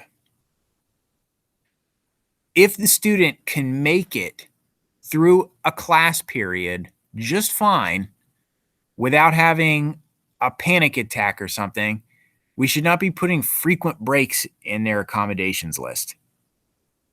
If the student can complete a test or a quiz just fine in the classroom with all their other peers, we shouldn't be forcing small group upon them. I know students who hate that they have small group in their IEP. They hate that they have small group in their IEP. They want to test in the regular classroom. And, some of our kids don't want their accommodations because they don't like the way that it looks on a social level, even though they still need the accommodation. But some kids legitimately have these accommodations just foisted upon them They don't need them, but we force it. We shouldn't be doing that. There can only be an accommodation if there is a need. Okay. At this point, we are going to look at the sample IEP. I'm not really sure how long I've been talking. If you want to pause and take a break, feel free. This might take a while to get through. But you have access to this sample IEP. It's a PDF. And there are comments in the right margin that are useful. All right. So cover page. Most of us do pretty well with the cover page. However, it was brought up to me by Debbie Clegg and Chris Doris that sometimes the ETR dates are incorrect. All right. And this comes from us just kind of copy and pasting old dates from IEP to IEP and not paying attention to what the ETR itself says. So if any point in this process, if anybody has made a mistake, that mistake just keeps getting repeated over and over and over again. So we need to make sure that the ETR dates match the dates on the ETR itself. Go back and look at the ETR. Don't just rely on the old IEP and what it says. The other information box is a box that doesn't get utilized nearly enough. Okay, so for one thing, we would like to start including important medical information, such as the student wears prescription glasses. You can put in there. You can put medical diagnoses in there. The student is like diagnosed with ADHD or something.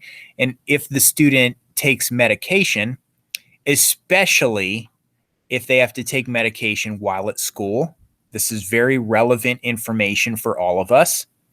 And, you know, maybe the student has food allergies. That would all be that would be relevant, and that would go in the other box. Okay. So let's start trying to put that information in this box. You know, especially that medication information can be very, very important. And a lot of us don't know, you know. So, okay, this next item here is new, and I think that a lot of you are going to like this. It says this short blurb is taking the place of the scholarship letter. So you know what I'm talking about. In the IEP meeting, we have to tell the parent about the scholarship that the student might be able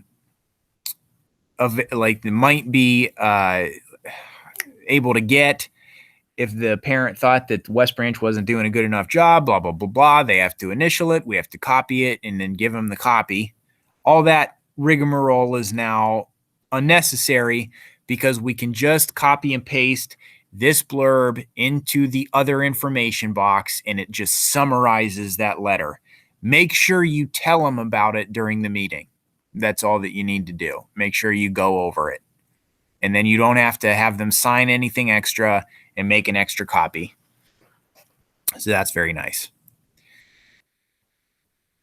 All right, the future planning box. So my fake student here, Zeke, his future planning box reads like this. According to interest inventories and interviews with Zeke, he wants to graduate from high school and would like to establish a career as a social worker. In order to do this, he will continue to take classes aligned with Ohio's state content standards and the Common Core standards. The team would like him to improve his skills related to rational numbers, determining the main idea of informational text, and writing informative text that displays complex ideas. His parents would like to see him be able to improve his grades in math and language arts and improve his relationships with same-age peers. So the components of this box, which most of us weren't too concerned about, but here's, you know, what we would like to see in the future planning section is it's individualized for the student. Obviously, it's about Zeke and it's not about somebody else. It's based on what the student wants to do and what the team wants him or her to improve on. And I have even, and this isn't necessarily required, but it's kind of makes the rest of the IEP make more sense. I've even included what's going to be the basis for his goals later: rational numbers, main idea of informational text, and writing complex ideas, just very briefly.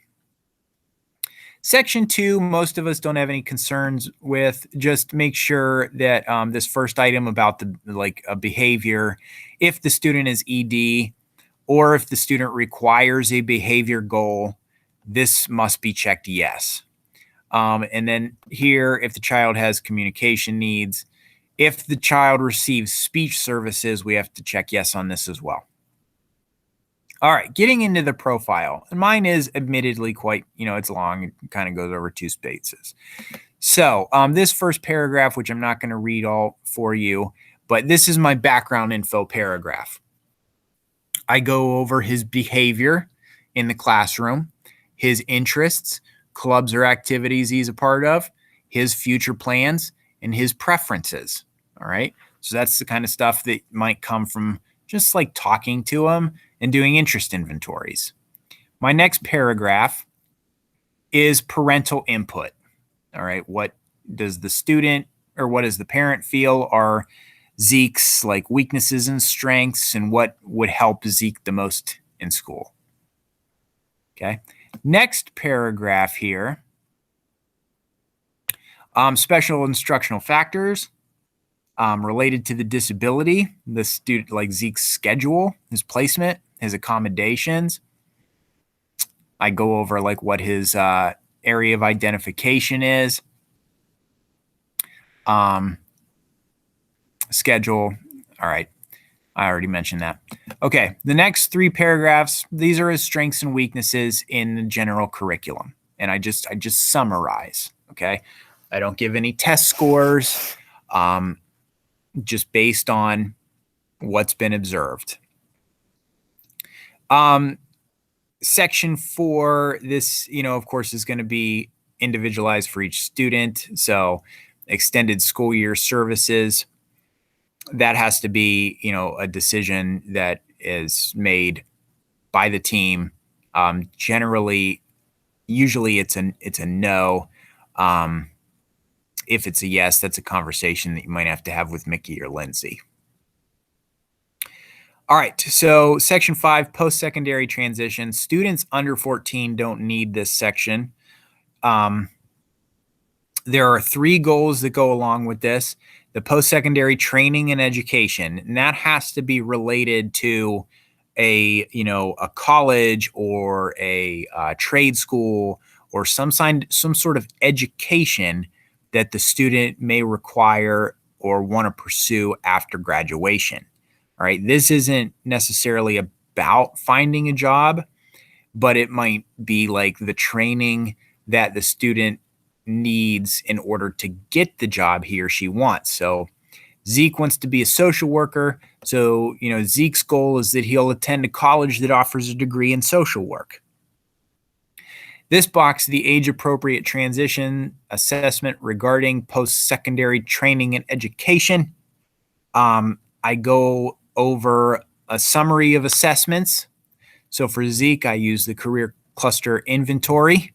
All right. And I went over what his results were, what his top 5 career paths were based on his interests. And then I go over his pins, which are his preferences, interests, needs, and strengths. And then per Mickey, this information can be copy and pasted into each transition goal, age appropriate transition box. All right. The course of study. Now this paragraph is a blurb that Mickey provided me a few years back, but it basically just says, this is the curriculum that he is going to pursue in order to achieve this goal. The transition activity. Down here, I put at least 4 times before the end of this IEP. And according to Carolyn Lorenzi, who is from the Mahoning County Career and Technical Center, she is a wizard when it comes to transition. She knows everything about writing a transition plan. We should be stating how many times we're going to be able to, or we expect to provide this activity through the life of the IEP. So I put here like 4 times before the end of the IEP, which it might be different for, person to person.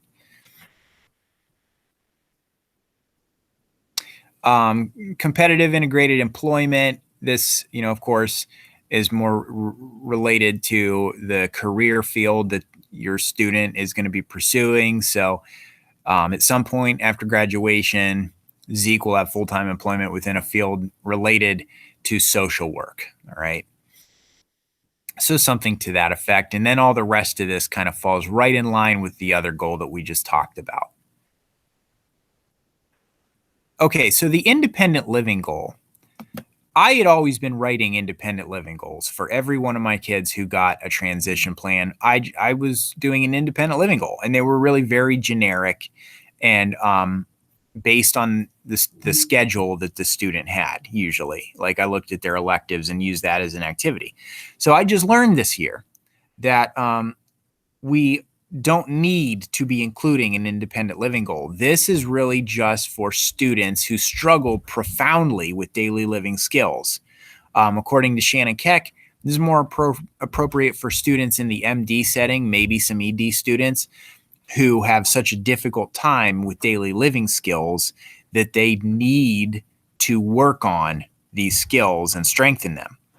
Most of our students who are maybe SLD will not need this goal. Okay, now we get into the measurable annual goals. So here is Zeke's math goal. I will tell you that I only did a math goal just because there was so much. I just wanted to kind of save time. I just wanted to include components, like here is how a plop should look, here is how a goal should look. And admittedly, my present levels are quite large because I included every single piece of data that I could think of off the top of my head. Of course, these are all fake. But this first paragraph, this is where I summarize relevant assessments, defining difficult ideas to make it more understandable. I say here in my little comment, you may not have as many assessment results as I've included, and that's perfectly fine. Like I said, I purposely put in tons of different assessment results into this example just because I know there's a wide variety. So Zeke's most recent, according to Zeke's most recent ETR, which was completed in September of 2019, he was administered the Wechsler Individual Achievement Test for math. He achieved a total math score of 78, which places him in the below average range, meaning he performs below average on mathematics in general when compared to other students his age. So I explain what that result meant. He performed best on the math fluency subtest, meaning basic math facts are a strength of his. He performed worst on math problem solving, meaning he struggles to apply the correct math process to solve a complex problem. He took the STAR math and earned a score of 690, which placed him in the urgent intervention level, and his grade equivalent is listed as 6th grade. This means that he requires intense intervention from a teacher to help him be successful in math. So I'm explaining what all this means. Focus skills identified by this test include operations with fractions and solving algebraic equations with variables on both sides. He took the air test for math in the spring of his 8th grade year and achieved a score of 690, which places him in the limited range for all categories. All right, now this next paragraph is based on what he's doing in the general curriculum. It includes comparison to same age peers, baseline data, how he's doing on the skill that the goal will be related to, his current functioning, and how is the student doing with grade level standards. So it reads like this. In his co-taught math class, Zeke is earning an average grade of 68%. In class, he has a positive attitude towards learning and often attempts to answer questions. He has a difficult time staying focused through lessons and can often be observed daydreaming. He frequently has to be reminded to take complete notes. He is always compliant when redirected. So this is relevant information. How he behaves in class can affect his success in class. Zeke can successfully solve basic operation problems with 1 or 2 digits by hand, and he can solve one-step equations when referencing his notes. He has also done well when working with function tables and graphs. He has struggled most when solving problems that contain rational numbers, that is, fractions and certain decimals, and multi-step word problems. When given a set of problems that contain rational numbers, Zeke averages 45% accuracy. And when given a multi-step word problem, he averages 60% accuracy. In the 9th grade, most students should be able to solve multi-step algebra problems, complex real-life word problems, problems involving multiple rational numbers, and they should be able to solve a variety of problems in a spiraled format. That means randomly grouped. Zeke struggles to do these things without a number of interventions. He's successful when given the accommodations of calculator use, access to manipulatives, read aloud for tests and quizzes, and extra time on tests and quizzes. So, the skill that I identify many times throughout this paragraph as his weakest skill is working with rational numbers, working with fractions and decimals. And in fact, up here in his assessments, when we look at like his star, the focus skills identified by this subtest include operations with fractions, okay, which are rational numbers, right? So working with rational numbers is going to be something that he needs to strengthen. And if we look at, if we look at the goals, the critical areas of math for 9th grade, Zeke is a 9th grade student. It's going to mention rational numbers.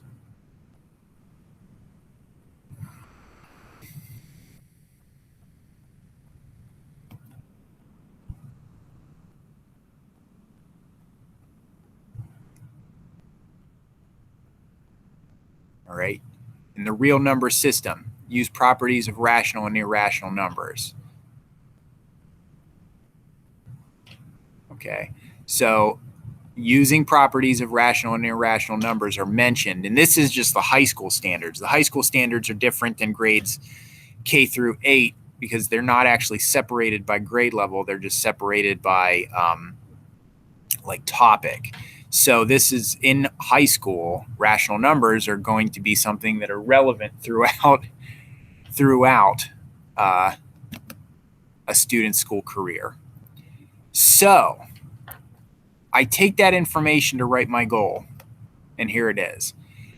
By the end of this IEP, Zeke will solve problems containing rational numbers, given examples from his teacher, with an average of 60% accuracy in 3 out of 5 trials. So we know who will do what, under what conditions, to what degree, and in what length of time. The goal is specific, it's measurable, it's attainable, it's realistic, and it's timely. The goal is standards-based. The goal is observable. Accuracy is appropriate in this case. It is not too specific, and it will still be relevant next school year. So it checks all the boxes. So the working with rational numbers was the skill that was pointed out many times in the plop as being one that needed to be worked on. We know that he's going to be given examples from his teachers. That's his condition. And then, of course, this is the level or degree. We want him to hit a 60% accuracy. Currently, he's at a 45% accuracy. So a 15% increase, that could be doable for Zeke within 1 year's time. Okay? We wouldn't, if he's at a 45%, we're not going to expect him to hit 90. I just want to point out here, I've selected in this case work samples to be my method for measuring the child's progress. So when it comes to the academic goals, work samples should always be a method you can use. If you can't use work samples to get your data because the student will not be working on that skill, then the goal is probably not content based. All right. So again, like if it's something that the student, you have to pull them out of the regular classroom to go work on the skill in your goal, then it's not content based. They're going to be working on the content or the standards in their class. Okay, next, I just want to point this out when we come down here to make objectives. Make sure we're checking this box. Some of us are just kind of leaving it unchecked.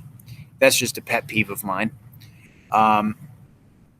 The objectives that Zeke has, he's got one where he's going to perform operations with fractions and that he's going to perform operations with decimals. So these are the sub-skills needed to work with rational numbers. They don't repeat the goal, all right, but they are related to the goal, fractions and rational numbers. Reporting, make sure we're reporting every 9 weeks. And Zeke would have a reading goal. He would also have a writing goal based on the areas of need identified in his ETR. But I'm just kind of not including those items because you just follow the same criteria, include the same components that the math goal has. You just, of course, you're going to make it content specific to reading and writing. Okay. Here we get into section 7, specially designed services. And this again is the language that I took from Lydia Althouse and Heidi Wilhelm. So Zeke will receive instruction via a direct small group environment in math.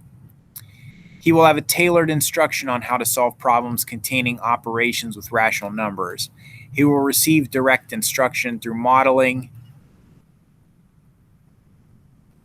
and guided practice of strategies on how to answer problems with rational numbers and word problems. So it's related to his math goal.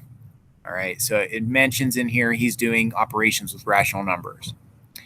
It explains how instruction will be provided.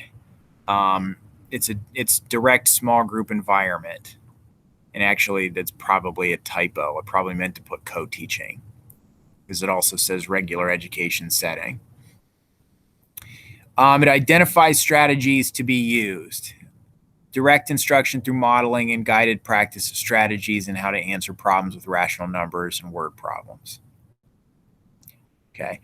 So it's very specific. And then there's one specifically for reading and there's one specifically for writing.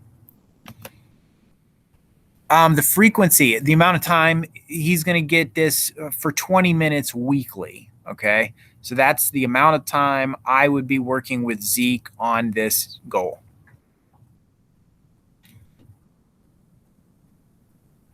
All right, I've included this as a specially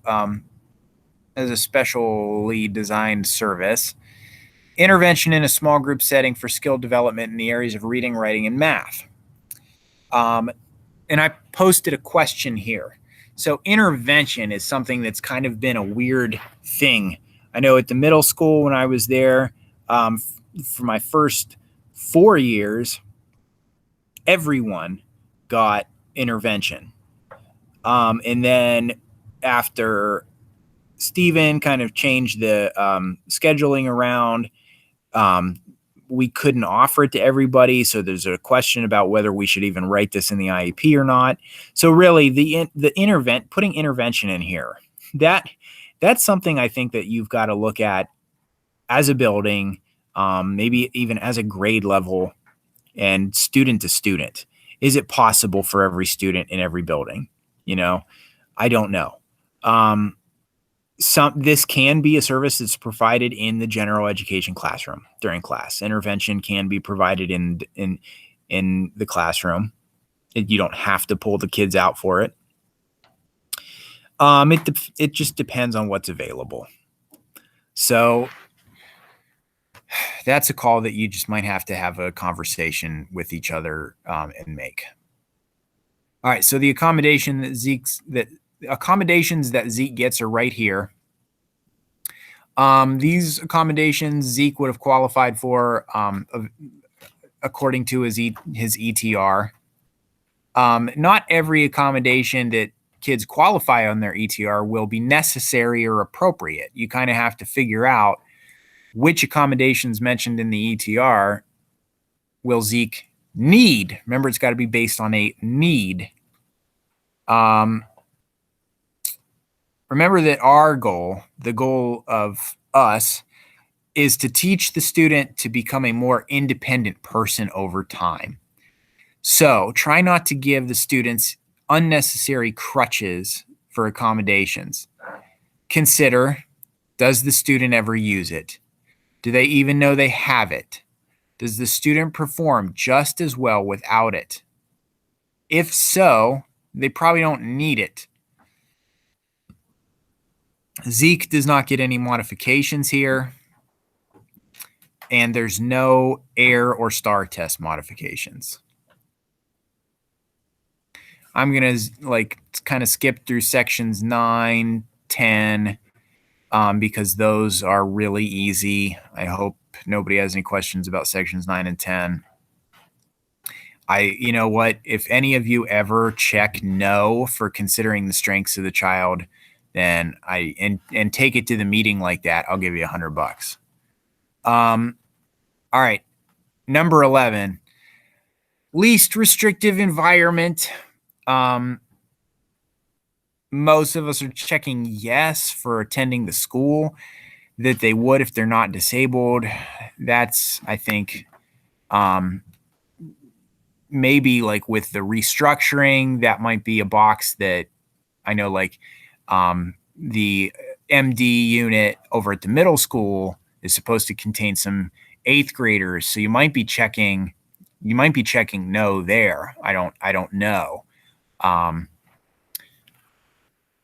But this box down here, does the child receive all special education services with non-disabled peers? A lot of times we'll be checking no. In Zeke's case, it says he'll be scheduled in the general education environment with co-teaching support for language arts and math courses. He will benefit from an inclusion setting for additional support in reading, writing, and math concepts in order to assist him in progressing his knowledge, comprehension, and skill development. He'll be provided with small group intervention in a tutoring classroom daily to help him further develop his skills related to reading, writing, and math. So I know in Zeke's case, because he is doing small group intervention, this box should be checked. But here's a legitimate question that if any of you can answer for me, I'd be eternally grateful.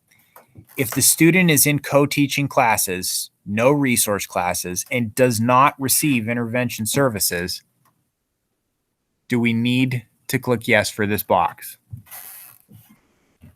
All right, legitimate question. If anybody knows the answer to that, let me know.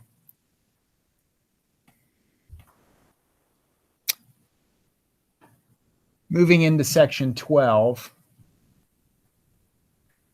This is, of course, like the state and district tests. Most of us are okay with this. I would just, make sure you're using appropriate assessments for your building. Remember, I'm always clicking ELA reading and math, but I'll also remember, if your grade level tests for science, make sure you include accommodations for science. And I don't think there's ever a social studies test for the air. I don't think there's ever a statewide social studies test. I could be wrong. Yeah, section 13 is exemptions, and we have to click add exemptions and then click NA if the student doesn't get any exemptions. I remember this being something Mickey went over with us. We can't just leave this section blank. We have to just go through and click NA. And then, of course, that would just take us to the end, the meeting signatures. So, okay, yeah, this box down here, this is something that some of us do and some of us don't. And I think it's just a good idea to start doing this, where it says people not in attendance who provide information and recommendations. So if you write an IEP in collaboration with another intervention specialist, then have them sign in this box. So I know at the middle school, I worked very closely with Lori Edwards. She started doing this and I didn't, but I think that it's a good thing to do. So if I helped Lori write her IEP, then she would have me sign down here in this box, right? I was not in the meeting, but I helped provide input to her to write the plan. All right. So yeah, if you are getting help writing the plan from someone who's not coming to the meeting, have them sign in that box. And I think the last point I have is just on this section 14 or whatever, 15, the signatures down here under procedural safeguards notice, make sure you're selecting either electronic or hard copy. This year, we'll probably be doing it, I'm sure, all electronic. All right. So this document is available for all of you to use, to look through, to reference as sort of a template when writing your own IEP. Okay.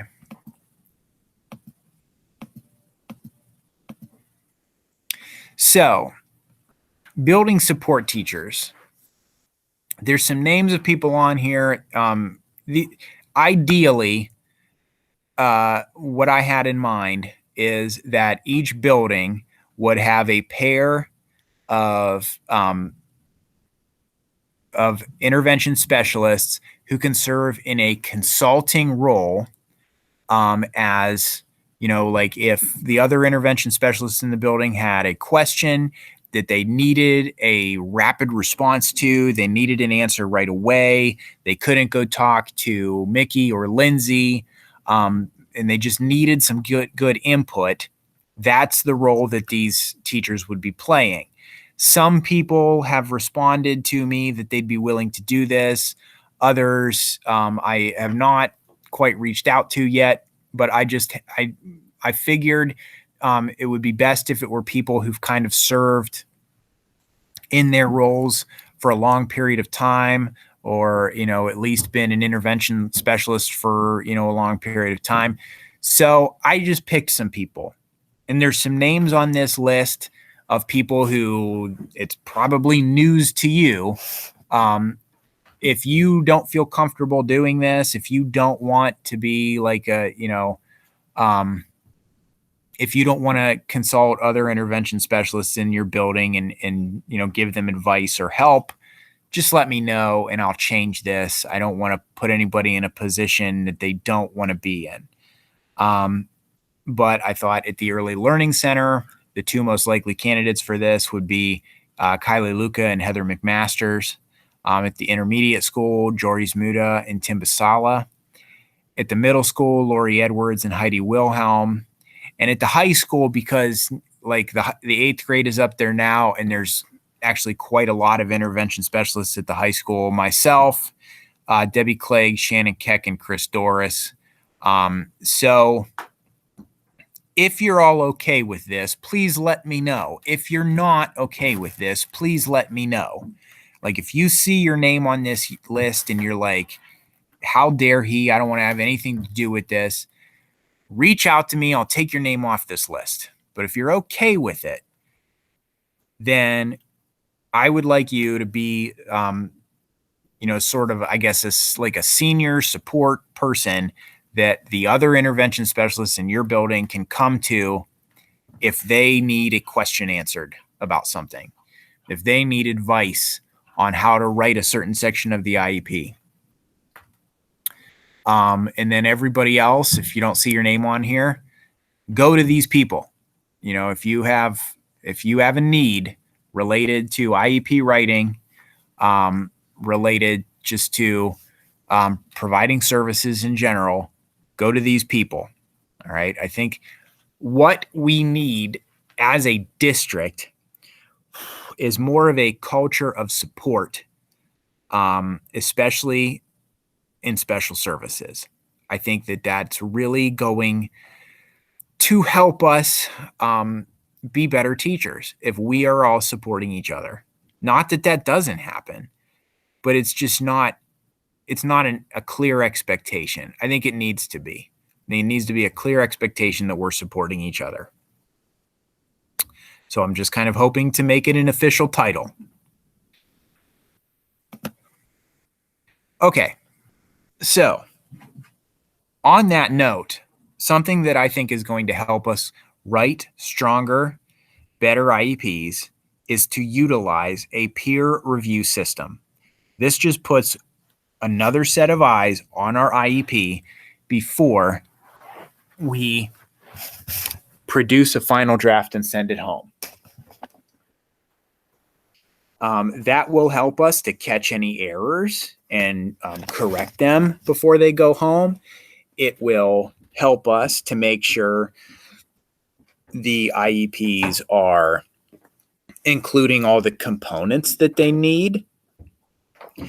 It'll help us to make sure the IEPs will travel well from grade level to grade level. And by practicing this, I think that we are just going to, sort of create a uniformity in our district. Okay, because we will all be communicating with each other. We'll all be helping each other with our expectations. It's just going to create a stronger document. So here is the way I expect that to flow. So the original author will send their first draft to the next level reviewer, which in many cases, that is going to be an intervention specialist from the next grade level up. This next level reviewer will read through the IEP and make edits to it, make suggestions, make corrections. And I think the best way to do this in the era of COVID, and because we want to try and save paper, is just to share the IEP on IEP Anywhere. So the original author should share the IEP on IEP Anywhere with their next level reviewer. And then the next level reviewer can make their corrections, edits, and suggestions. Either there's a chat feature on IEP Anywhere that you can use, or you can write it all out on as an email, or you can download the document as a PDF and make comments like that. There's a lot of electronic ways to do this. We don't need to print these off and then put red pen all over them. Okay. So anyway, after the next level reviewer reviews the IEP, they will return it to the original author, who will look over their suggestions and their edits. They will make any sort of corrections, fixes, adjustments that need to be done, and that will be the final draft, which will be sent off to the parent. And of course, the parent needs to have the opportunity to do this too. Rarely do I get a parent that says they want something changed or fixed, but it might happen. So that's the flow of the peer review system. Okay. Original author, next level reviewer, back to the original author, out to the parent. All right. Here's a list of sources you can use at the end of my presentation. I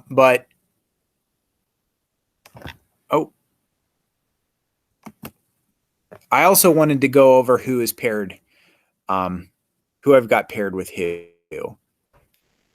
So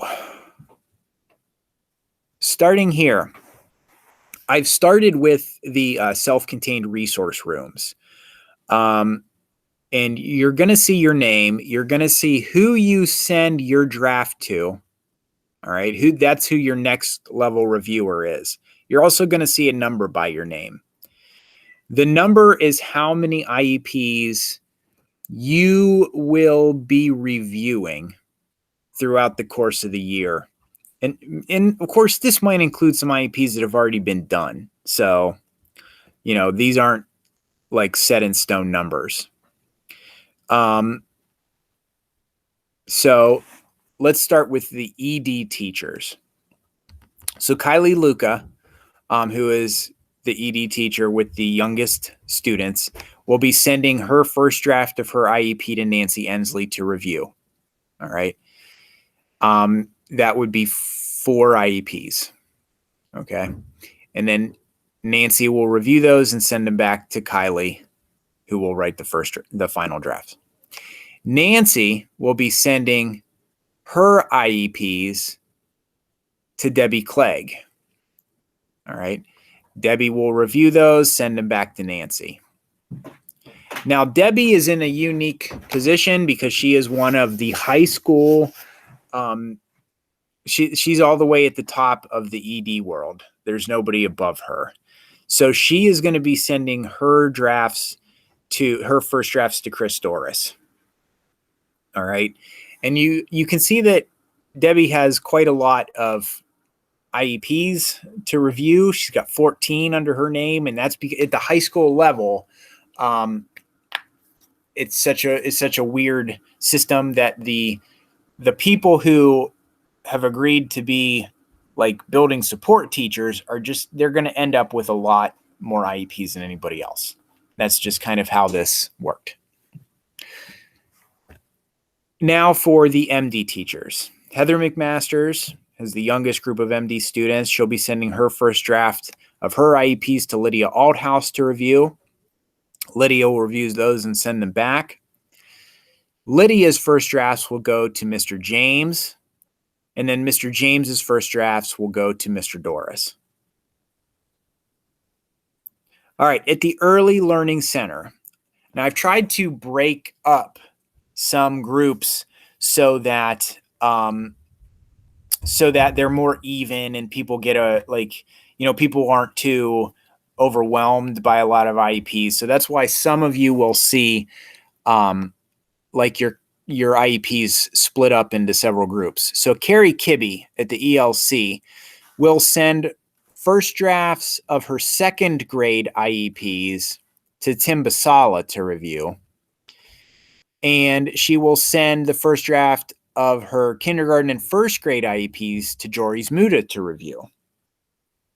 Okay. Mrs. Wallace, Jessica Wallace, has, from what I have seen, the largest caseload of anyone in the district. She had approximately 20 IEPs that she is writing. So I broke her IEPs up into several different groups. Now, Mrs. Wallace, if you don't know, Jessica Wallace is a speech therapist. So logically, her first drafts should go to Mrs. Hoffman, but there were so many of those. I didn't want Mrs. Hoffman to get 24 IEPs to review this year. That's too much. So I broke Jessica Wallace's IEPs up into 4 groups. Okay. So obviously the last names A through G will go to Hoffman. Last names H through L will go to Kylie Luca, who otherwise would not have had any IEPs to review. Last names M through R will go to Heather McMasters. And last names S through Z will go to Carrie Kibbe. All right. And these 3 intervention specialists otherwise would not have had any IEPs to review. They would have had 0. So that's why I feel like that's fair. And I feel it's fair that Jessica Wallace has 0 to review herself because she has 20 something to write. Okay, moving on to the intermediate school. Tim Basala, his first drafts will go to Megan Bowser if their last names begin with A through L. And they will go to Becky Thrasher if their last names begin with M through Z. Megan Bowser, her first drafts will go to Mrs. Passmore. Becky Thrasher's first drafts will go to Leanne Martin. Jory Muta's first drafts will go to Megan Bowser if they're in the 3rd grade, and they will go to Passmore if they're in the 4th grade. And then Hoffman's IEP's first drafts will go to Lisa Mogg. Moving on to the middle school. Passmore's first drafts will go to Lanzo. Leanne Martin's first drafts will go to Osnamer. Alyssa Lanzo's first drafts will go to Lori Edwards. Abby Osnamer's first drafts will go to Heidi Wilhelm. Lori Edwards' first drafts will come to me. And then Mrs. Wilhelm's first drafts are either going to go to Jessica Hopt or Brendan Klaus. And what I mean here is that at first send them to Jessica Hopt.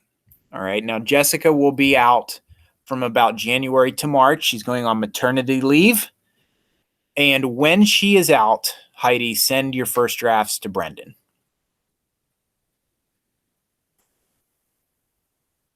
At the high school, Jessica Hopt's first drafts will go to Angie Kreider. My first drafts, I have my 8th graders will go to Shannon Keck. My 9th graders will go to Chris Doris. Brendan Klaus's first drafts will come to me. Angie Kreider's first drafts, not Jessica Kreider. I went to high school with a girl named Angie Kreider. Jessica Kreider's first drafts will go to Wiseman. Wiseman's first drafts will go to Shannon Keck. Shannon Keck's first drafts will go to Chris Doris. And Chris Doris's first drafts will go to Debbie Clegg. And then, of course, there's Lisa Mogg, who's not writing any IEPs. Okay. Now, again, I will reiterate. Some of you are probably looking at this thinking like this doesn't look like any fun. And I hope that I've made a case for why we should do this. This is certainly not mandatory. I cannot force anybody to participate in this. I cannot force anybody to send their IEPs off to be reviewed, or to have you review anyone else's. But I can tell you that there are a lot of people who I've spoken to who think that this is going to help us. And there's going to be a lot of people who want their IEPs to be reviewed before they make their final drafts. So in the first place, it just makes more sense to assign people to each other so that people aren't trying to hunt down somebody to review their IEP for them, because that's a waste of time. If you know exactly who your IEP is supposed to go to for review, that you don't waste any time in finding a person. Now, if you're the kind of person who's looking at this and saying, I don't want to review someone else's IEP, I have enough stuff to do on my own, I get that. I can respect it, but I can tell you that the person that you're partnered with is probably hoping that you will help them out. Like that you will look at you might be partnered up with somebody that really wants this input bad. So, just remember that this is supposed to help us. This is supposed to help all of us. And I hope that you'll be willing to participate. It's probably going to be kind of rocky at first, because it's not something that we're used to. I mean, we're piloting this.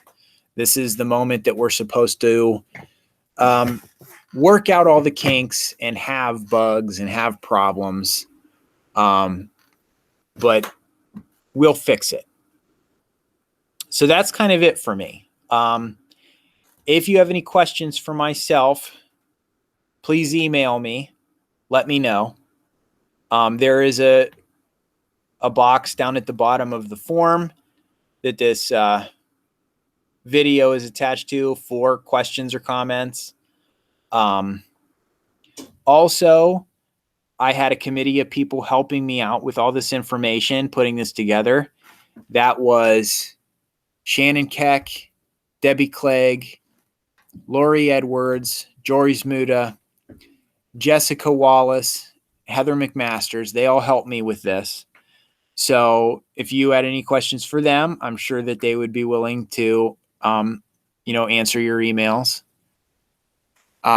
Just reach out with any questions, anything you might have. Otherwise, just thank you very much for making it all the way through this, and take care.